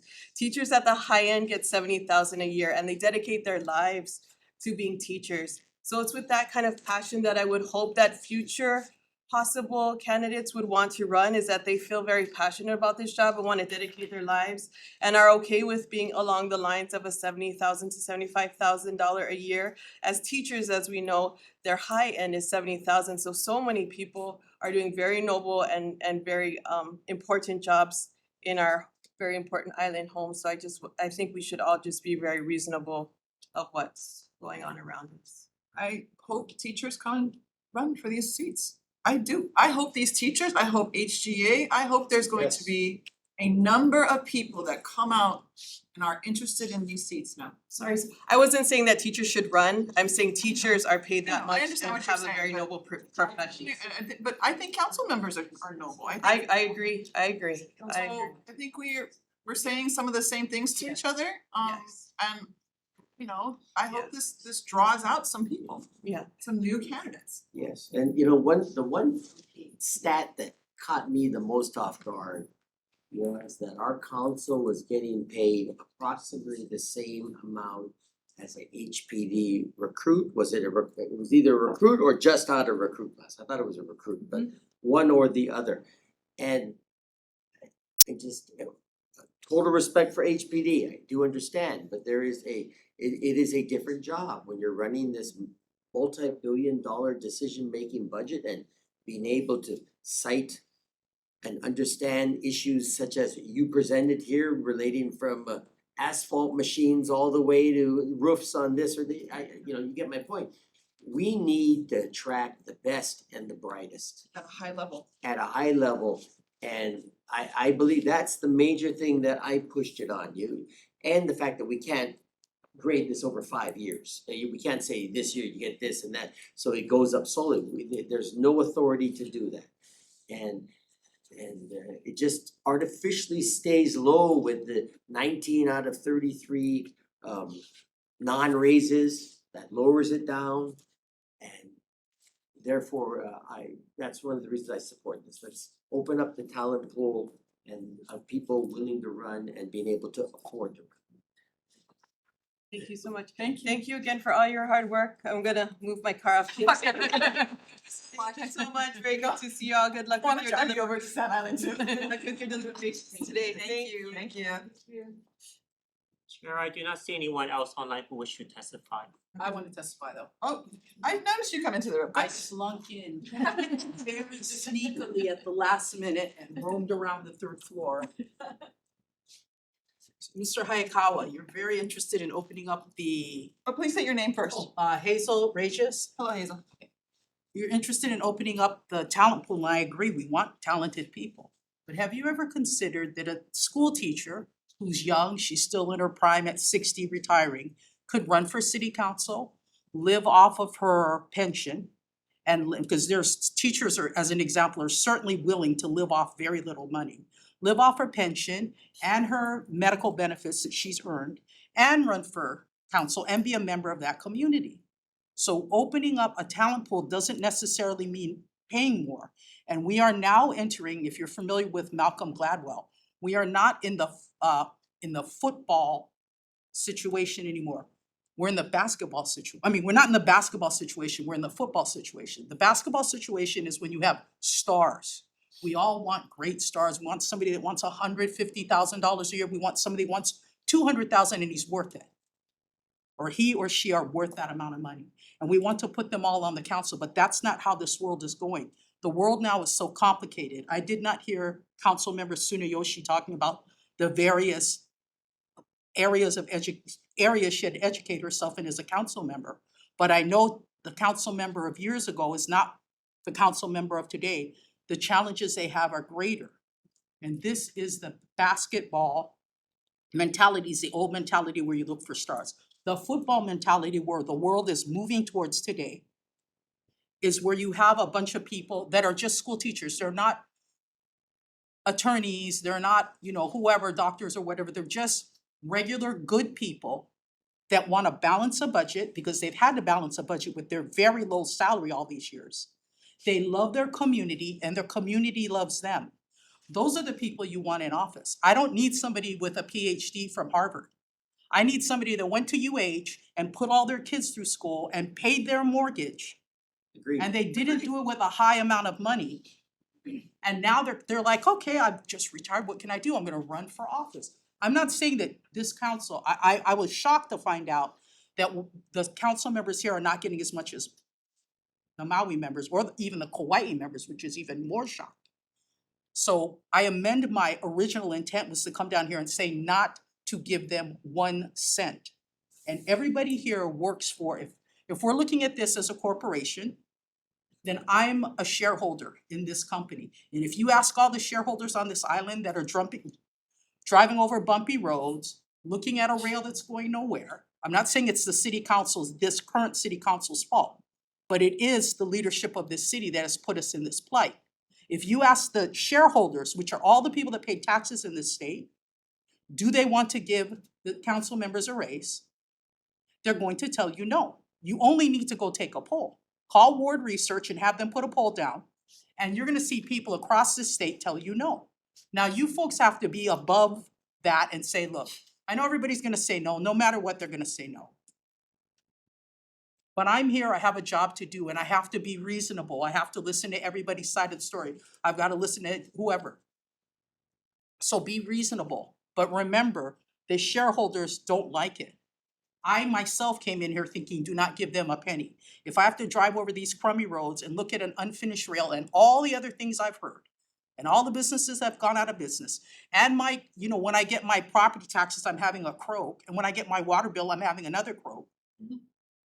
I don't want them to get a raise, but to be reasonable, I'm like, there's no way Kauai can be. I had that information given to me before I came here, 2 hours from somebody in the media that I called to grumble. And he called actually surprisingly to defend the raise. I'm like, are you an idiot? But anyway, he told me, I thought, I never knew that. I'm not gonna say who it is, but you guys are gonna be on tonight. I said, are you guys even covering this? Yeah, so give them something. You're not gonna be popular when you do it. But that's exactly right. You gotta do the right thing. Is it reasonable? Even I'm like, okay, it's not reasonable for what is it, 30, would you say 32 years? How many years? They got cut? Total of 19 out of the last 33. Okay, so a total of 19 out of the last 33. Part of that is the people that were on this commission were chickens. And the council member might also be chickens. I don't think Councilmember Tsunayoshi is. I think she's more principled. But, they might have said, oh, we're gonna get killed. So just be reasonable. 60% is absolutely not reasonable when I see businesses that are lifelong family businesses that have gone down the drain. When you drive on the roads, then think if it's reasonable. Oh, but you can't blame these ones. Yes, but we can blame this entity, that city council as an entity. Even though it's not the same people, they're the ones responsible for some of the problems we have, not all of them. So don't you dare give them look in your conscience and decide if 60% is reasonable given the situation we are all in. Now, I hope all the great people come and run, but they're gonna have to come and run for office at 70 grand a year. They are not executives at wherever the other companies are, at Dillingham Concrete. please be reasonable.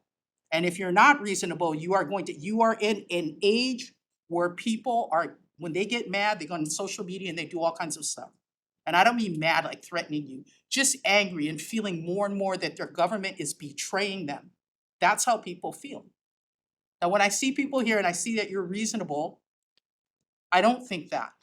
But not that many people came today, but everybody I talked to squawked. They're working, let me tell you, I heard some language out of even Christian people that was not good.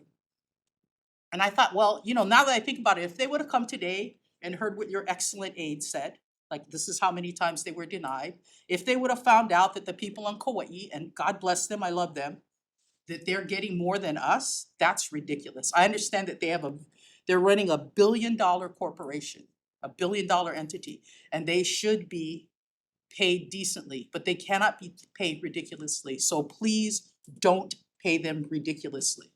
And yes, Mr. Hayakawa, I will be with you praying that we get higher end excellent people. So, hold on one second. Anybody questions? Thank you so much for Any your testimony. questions? Anybody questions? By the way, my entire family is all educators and actually I have. God bless them. Tell them to retire and run for city council. Okay, wait, hold on to that point. Anybody questions? Any questions? Why retired? Why? Because then we don't have to pay them. But why can't we not envision that a younger teacher can step away from the teaching profession, come into this council member, learn leadership and integral skills that they then take back, whether it's a teacher or a state employee, that they come into these roles 40, 30, and they learn at a leadership, they will learn and become leaders and rise. And if they then return to their departments, I think it's not just, my thought of this is not just that it's retirees, that we are attracting young, that we are holding. My member Soon here is a brilliant, young, Native Hawaiian attorney. The likes of her colleagues, I hope they will become interested in these jobs. That is the intent here, that the next generation come in and want to come to the city. We want them to come to the city, but just as an example, since you use educators and remember Hayakawa used educators, a top-end teacher makes $70,000 a year. And I know one of the top teachers in the state, she's nationally certified, she won the top 100 in the country when Barack Obama was the president. She makes around that amount of money. She gets an extra stipend for being the top 3% in the country, blah, blah, blah, blah, blah. That's $70,000. So if you're getting a young teacher, please, we love them, invite them. I encourage them. But you're not even making 70,000. So why would you think now that you're gonna make 100 and whatever you're trying to give them? In other words, if you're a teacher, and we all know teachers, you should know better than anyone, that have dedicated their lives.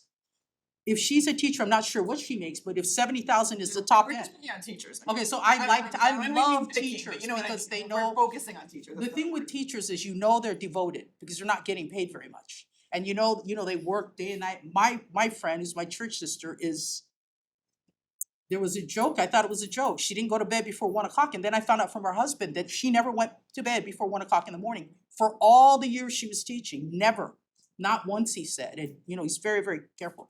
So if you're only gonna make that amount, if you're gonna make, what do teachers make now, 60,000 or whatever, then you would work day and night at this council job, wouldn't you? My sister's an attorney, she was in a very high position, she could have gone in a higher one, but she wanted to serve Native Hawaiians, so that's what she did. I'm thinking, are you sure? So that was the spend off. Now, is she making $1 zillion? No, she's not. Is she happy? Yes. If you want this job, we're going to pay you X amount of money, whatever it is. And that's what you have to live with, like everybody else, if you want this job. And what you're gonna find is you're gonna comb out all the people that have ambition. You're gonna comb out all the people with, I'm not gonna characterize, with different intentions. And you're gonna get the people that are like school. The reason you can use school teachers is because everyone knows you're not taking that job for money. And you have a devotion. That's the only thing that will drive you. So that's who we want in the We office. go to teachers because it's our social, we're socially. Well, no, I love teachers. And we all love teachers, but I mean, I think I keep making the point, it's not just teachers. This is We'll to take draw. attorneys. Here you are. Commissioner Soon, God bless you. We're glad you're helping Native Hawaiians. I am a Native Hawaiian. And I have a family member that could be doing better, but she wanted to help Native Hawaiians, and that was her thing. So she took a pay cut. We're in a day and age where you're supposed to get 20 good people instead of one superstar. Everybody should read Malcolm Gladwell. He's the one that wrote The Tipping Point. That is his new view, and he is the world view that everyone follows. So let's get 20 teachers that to me are better than 10 state senators, God bless the state senators, okay? 20 teachers, 20 elementary school teachers from their reunion, just to use, but anyone, even an attorney, somebody has to take a cut. Same thing. So I don't wanna put anything on you. Please don't give them that 60%. Because nobody would go along with it. The people that are paying your salary won't go along with it.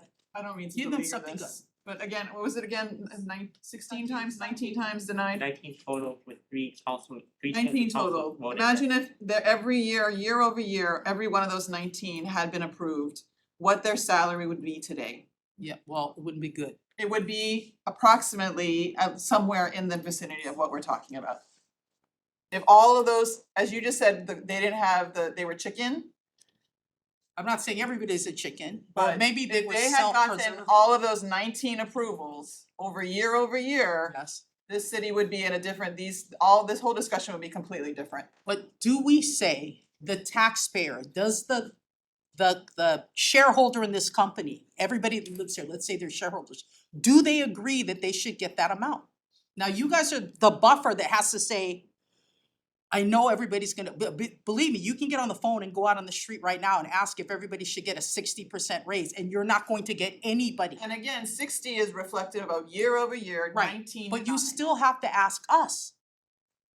You're asking. And that's what this process is. This Okay. process is the testimony that we've received. We've received from that last time and this time, and now we're going to move on. Okay, so we'll let you guys move on and understand that you're in a difficult position. I respect that. And sometimes you have to go against what everyone says to do what's right. So I'm gonna expect that you guys are gonna do what's right, because I'm paying your salary too. Do what's right. All of us are volunteers. Yeah. Oh, you are? Yeah, I God don't bless you. Yes. So please, as volunteers, And let me please just, do let me what's just take a right. moment to say, Okay. all of us are volunteers, all of us have no conflicts of at all. There was things written, so Okay, I'm sorry to abuse you, Mr. Hayakawa. I didn't realize you were here of your own good nature. Okay, so please, you guys are in a difficult spot. If you're here to volunteer, then it means I'm gonna expect that you will do the right thing. And you probably know a little bit better than us. I'm over here spouting off because I'm thinking, are you people insane? Okay, so obviously not. I learned some information that I didn't know. And I will respectfully say, A, we're not insane, and B, Yeah, we yeah. are intelligent bodies and we can agree and disagree on different levels. We can agree and disagree, and that is why I think this robust conversation, and I've tried as chair to encourage a very robust conversation, and so that we're all listening to each other. And now we're gonna go through the process, the next steps. So thank you so much. Thank you so much. I feel very robusted. Thank you. Thank you. Thank you to the commission, especially as volunteers. Oh, is there another person? I just had a question. Oh, but, okay, I'm sorry if you're gonna, It's only for information. It's not, I was just wondering, because I'm not astute in politics or business and how you guys do things. But I do watch movies, okay, but how does the decision makers for the salaries of everyone, right, in the city and not everyone, we are not. okay, whatever, everybody. the ones that you had listed. How do all of you get selected? That's my question, because I'm just a public person, right? And I'm wondering, how does the selection, and if I hadn't heard about this from sources, right? Then I wouldn't even know that something like this takes place and that we even had a say in anything. Right? Cause I'm over here going like, I wonder what's gonna happen with our taxes next year. I wonder what this is gonna be, what this is gonna be, and all this stuff. So I was just wondering how we're So this entity is selected. established by charter and half of, and then actually we're down one member, we're supposed to be a 7-member body. And 3 members are council suggested and 3 members are administration suggested.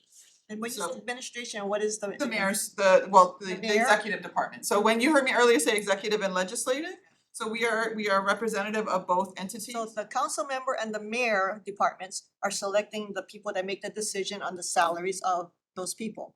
That's why I'm saying it's kinda, And you need to change the charter. Right, we're Yeah, just, we're it's not on fulfilling, us to we're change the fulfilling the charter. roles of what we as the people have established a charter. that's why I'm just asking the questions, okay?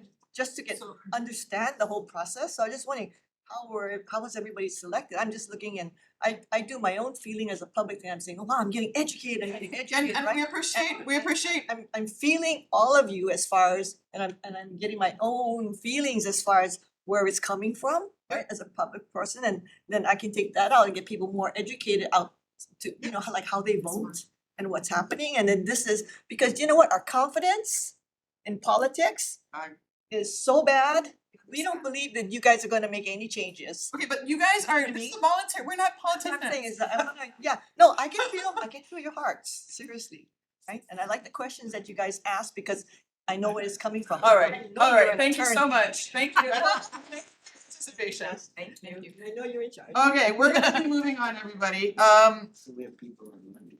I No. can see why you have a hard time filling the final seat, so. I think that's it for anybody willing to testify or interested in testifying. There are no hands online. I don't see anyone in person. And again, before I do move on, I want to acknowledge again the 36 written testimonies that apply also to the resolution as well as the Councilmember Kia Ines testimony. There being no further testifiers, the testimony on this item is now closed. Now that public testimony is over, do the commissioners have any discussion on the resolution? And again, that would be number 4 in our package.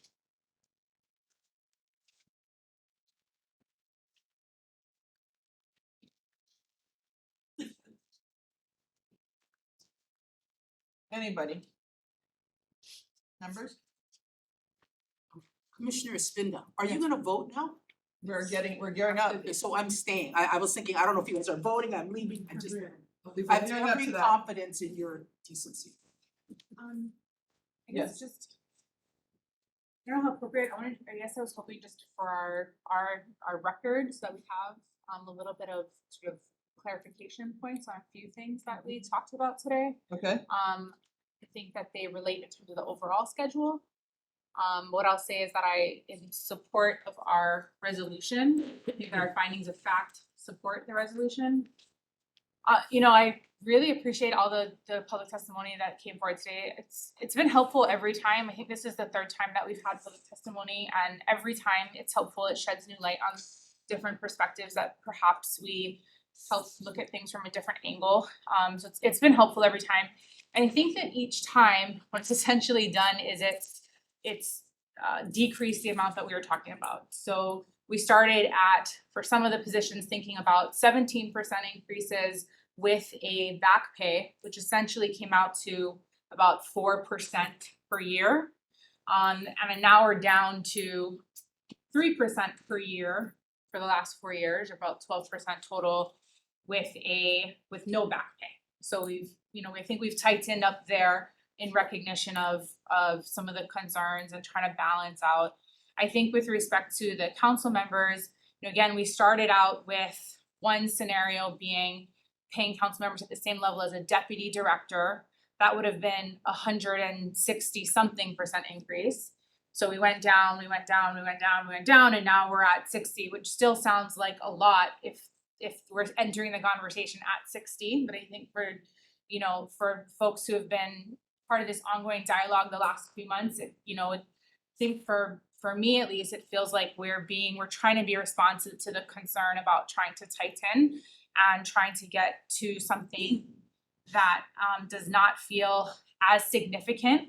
But to your point, it has been decades of failing to provide any kind of salary increases.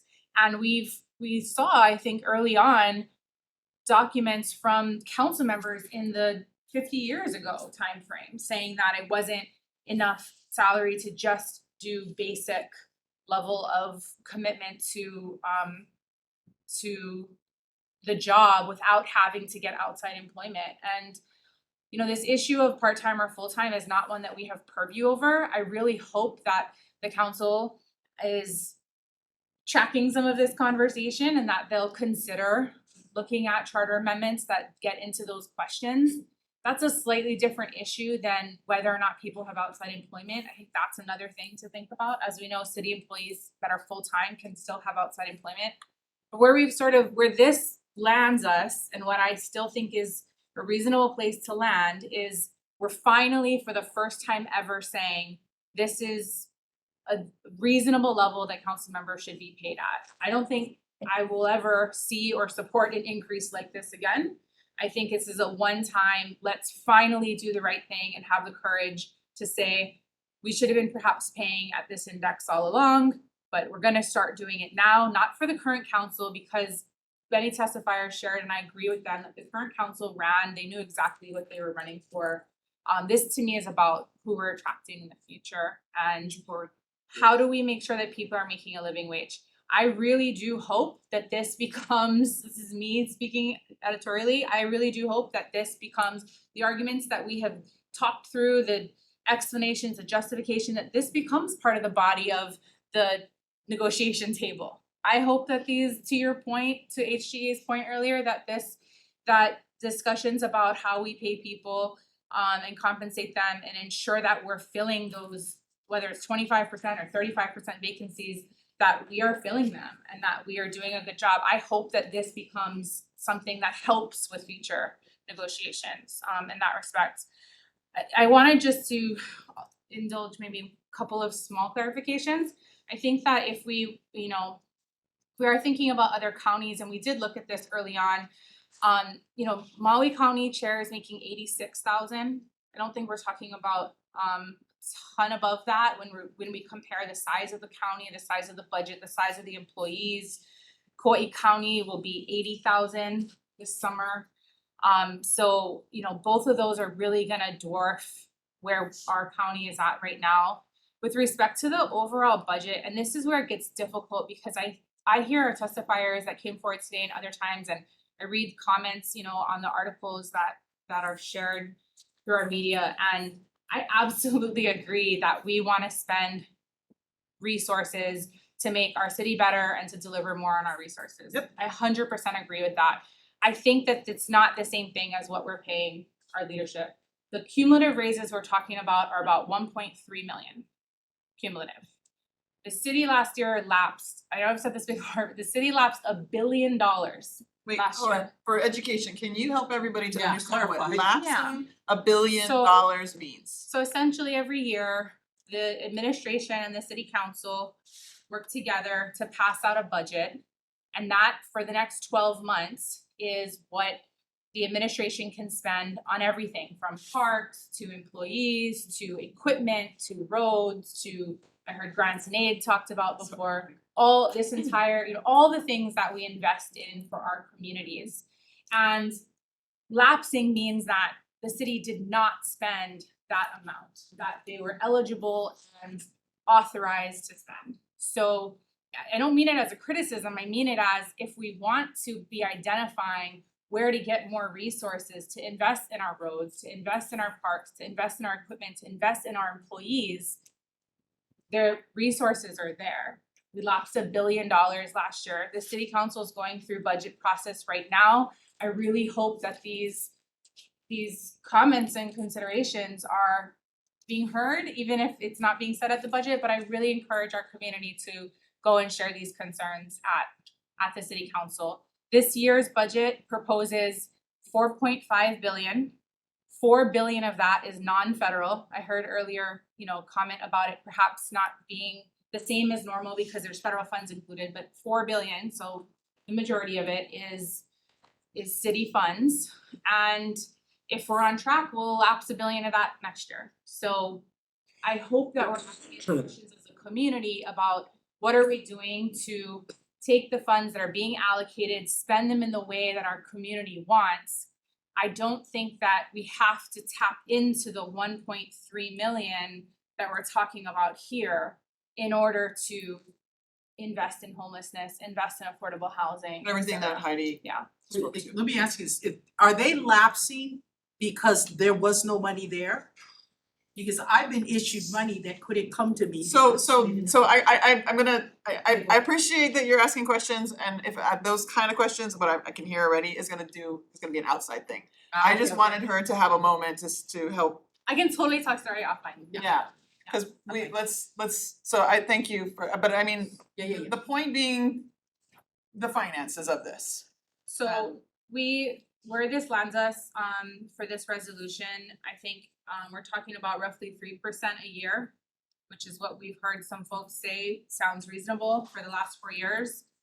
And, it lands our council members in a place where they're still making 57% less than department deputies. I just think that we've whittled it down to a low enough place that I think we're striking a balance. And I know it feels like a really tough one-time bump, but I think it puts us in a place that we finally have a reasonable index. And I can be quoted in the future, I will not imagine supporting again anything close to this kind of increase, but I think we need to get the pay to the level that it's supposed to be at and then go from there. Thank you, member. Anybody else, conversation, discussion? Any changes to the resolution? I just have, something's nagging at me because I do know that we have further discussion on the request to council for monies to do a salary study. Can I discuss some of that kind of stuff now? Because my thing is just food for thought in maybe being a little bit more or less generous right now in hopes that we get a better index perhaps with that salary study. And that's just, I'm just throwing it out there because I know we're going to, try and get some kind of salary study done. Will we then, and certainly I would want to use Maui now as a point that I think they're the highest paid, but I think Honolulu deserves more, based on how we've looked at things. However, I do know. You're referencing the council in that statement. Yes. All of this is referencing the council. Salary, yeah, Of because which member Soon just made the point that they're making 60-something% less than the deputy director. right. And that one was based more on bargaining unit 13 raises, which we can again discuss if we don't think that that's, a proper index. But because up until now, to me, the council's is where we really don't know what we were basing or what previous commissions were basing it on. I do know if we compare it with Maui counties, that I feel certain that we should give them more than that. However, I do know that once you give a certain amount, there is almost no way you'll take back anything. Which is why we had the whole conversation about indexing it Yeah. to an EM8. EM8, Which right. is, and I keep making the point that it's different executive to legislative. Right.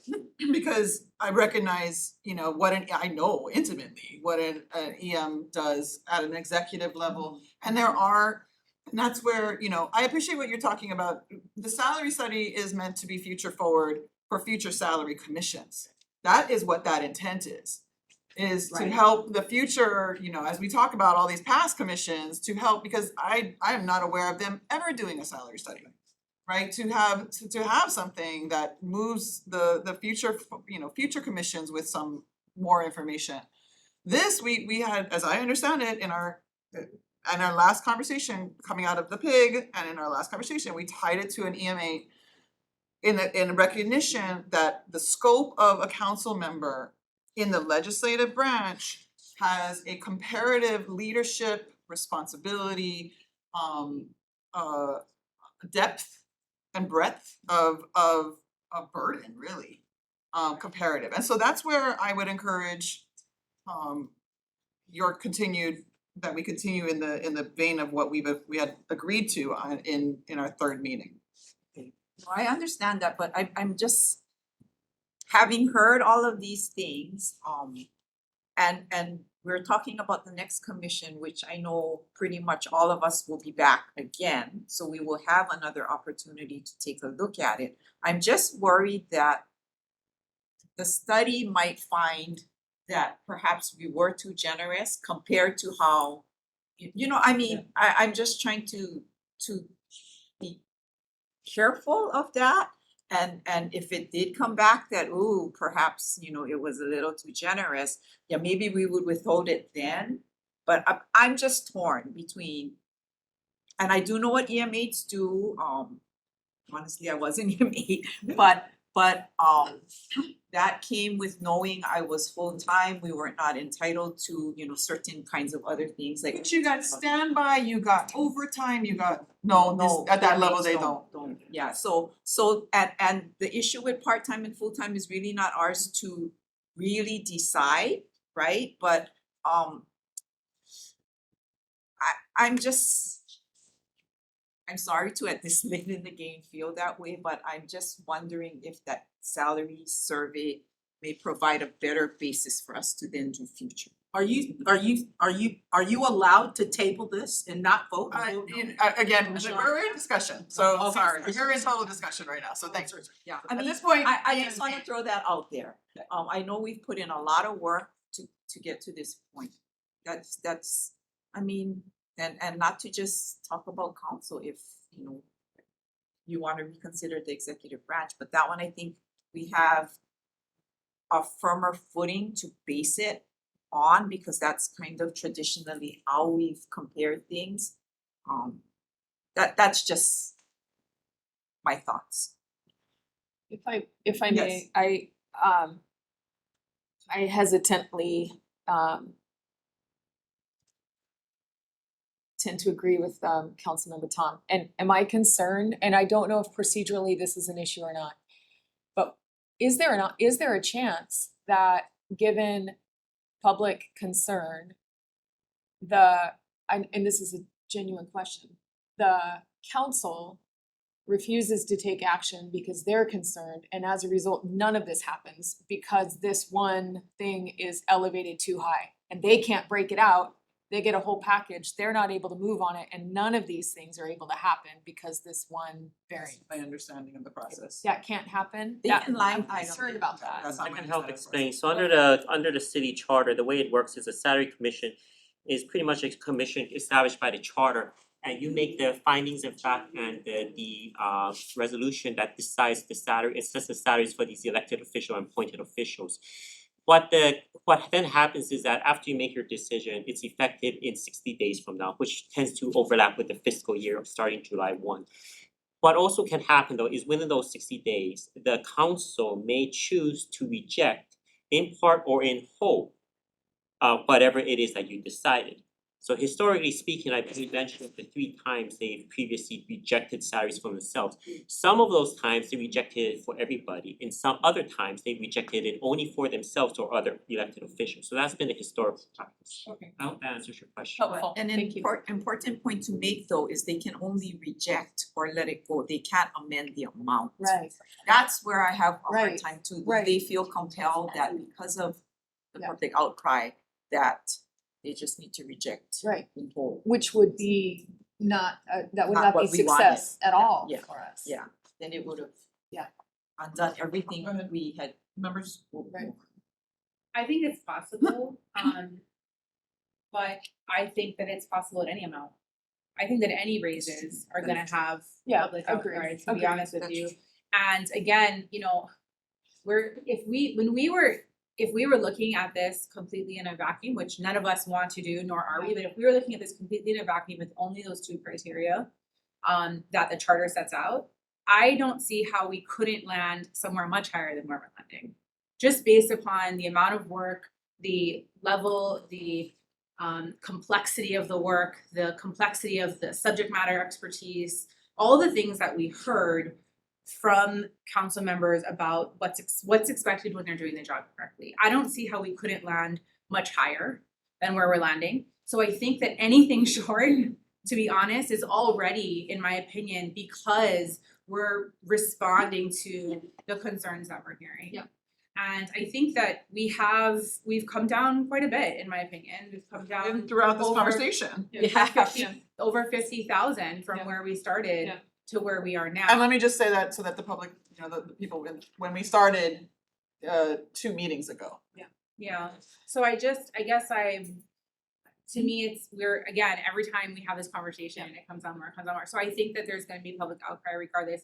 I think that while I understand why the percentage is something that gets talked about, to me, I don't see it from the lens of a percentage. I see it from the lens of what level should these positions be at. To me, it's a one-time indexing. I don't know how we've had decades of not having an index that they were tied to, but to me, it's setting it straight for the future. That's just my opinion. I don't disagree on the salary study, but I also think that, you know, we also want a salary study to inform the executive branch side too. Right. So to me, you know, we're making some informed decisions about both branches with what we have in front of us this year and hoping that next year we'll more fully inform it. I don't think that there's a risk that we're gonna feel as if based on merit, we've gone too far. Now, based on, you know, based on how some members of our community may react, maybe, but again, I think, say we were to cut it from 60% to 30%, I think there's still gonna be Still exact same. tremendous. So to me, it should really be about what do we actually think is the right decision? What do we think is an appropriate index? And do our best to try to explain our reasoning and how we've talked to our community and, you know, give our intention to future commissions. That's my personal, I feel as if we've come down from where we started, and I feel like we're on the conservative end of things from where we started at least. A second. Thank you. Although I want that salary study, Yes. and I was a bit stunned at I almost felt like some of the departments, they're playing catch up and getting us data. And I would like to figure out next year, can we start earlier? Are we legally allowed to start early? We can always start earlier. And It's only a minimum. and that way, at the very least, we can send out that warning to everybody.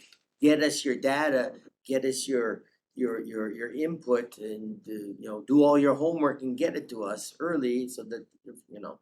Give us But- more information. That's for next year. I do want the salary study, but I do Okay. agree that we should go with our recommendation. Are there changes to the resolution?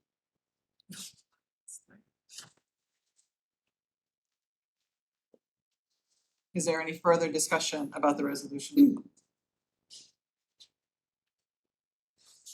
Hearing none, the current motion is to adopt the resolution as it's been presented, version 2, attachment 4. We're moving to voting. Because we are a remote meeting, I would like to conduct a roll call vote. The motion is to approve the resolution establishing the salaries and salary schedule for fiscal year 2023. Commission Aide, please call the roll. India, Aye. Caroline, No. David, Aye. Leila, Aye. Sarah. Aye. Rebecca. Aye.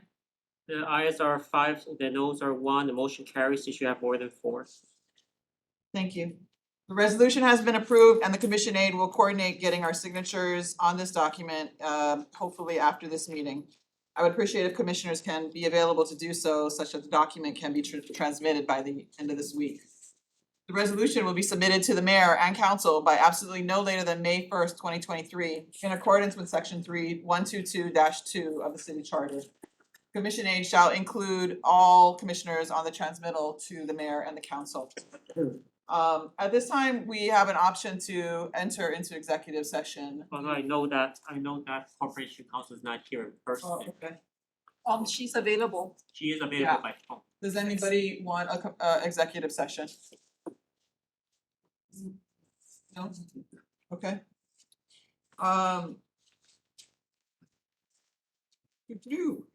Then we move into announcements. And I do have one announcement myself. Actually, I'll start with anybody. Anybody announcements? I don't know what the nature of announcements, but I agree with David that perhaps next year, rather than waiting till just before February 1st, maybe we get out.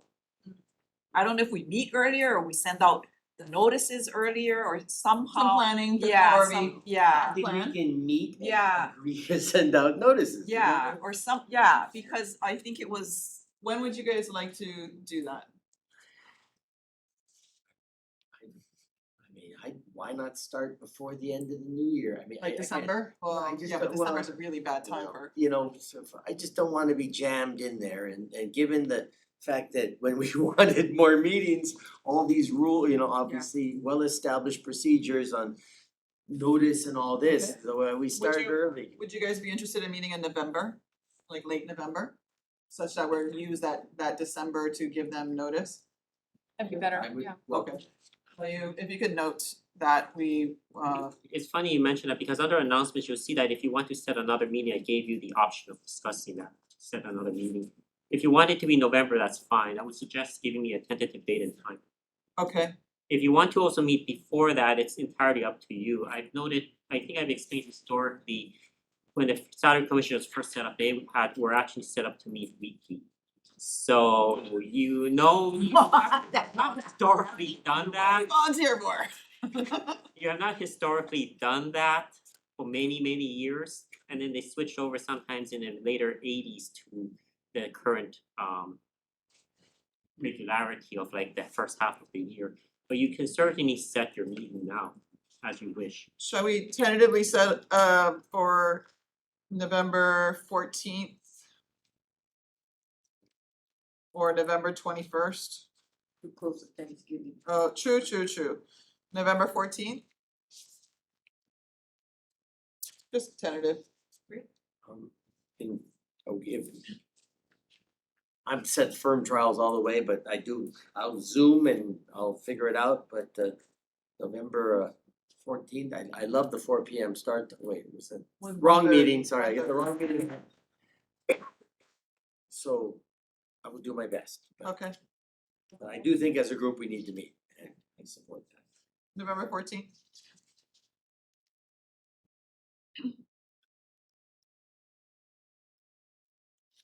Okay, yep, please.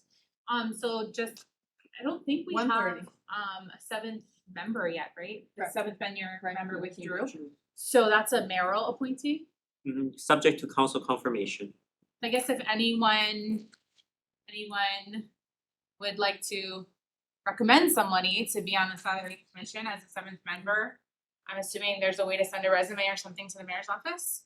Is that right, Lion? That would be the mayor who makes that decision, yes.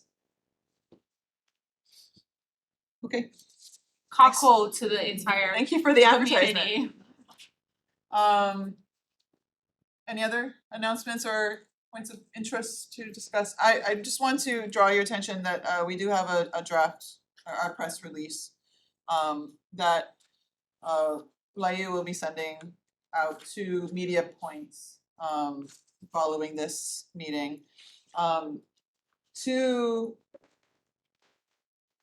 If you see, hopefully we've covered everything, including the salary study.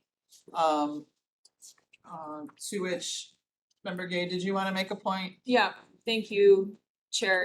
In reference to the salary study that's been referenced, I just wanted to state for the record that I'm serving on this commission as a representative, not as a representative of my employer, Hawaii Employers Council, and that we do not intend to submit or respond to any future projects for the commission in regards to a salary study. Just wanna make sure that we're committed to trust and credibility and understand that's an important part of this process, and we will not be participating in that.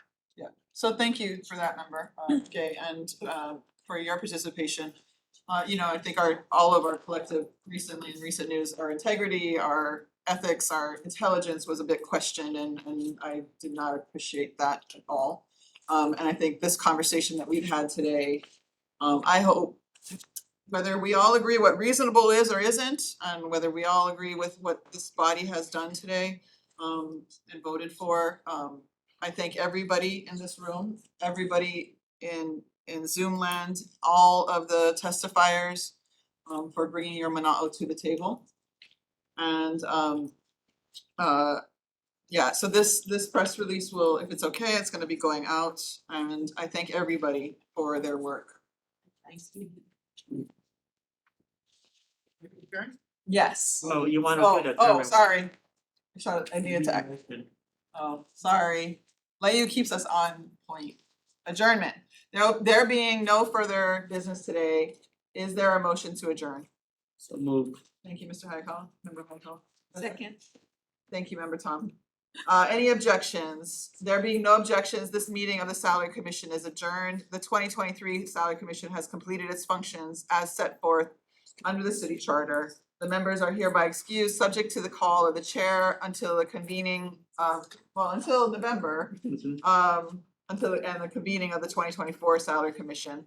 Thank you all for your participation in performing our function and our service. Thank you for being our chair. Yes, Yeah. thank you.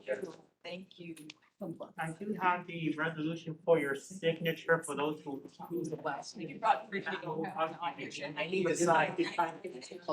I will, It's wonderful to meet you. I will go ahead and print out the time. Oh, okay. Yes, come down here for the last. We did, actually, I gotta go sit down and expect.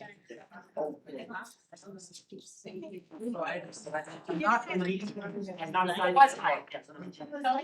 Members to. I don't know who he was, the guy you moved your water bottle. No, I moved my sign to that side. Give me about 10 minutes. You never knew it was gonna be this up. Oh, I should have acknowledged you. I'm so sorry. Like you. Don't worry about it. I will go and, for now, let me just get a. I'm not enforcing. Let me do the, On the record, you. I'm so sorry. And because to educate, yeah, and understand, like you,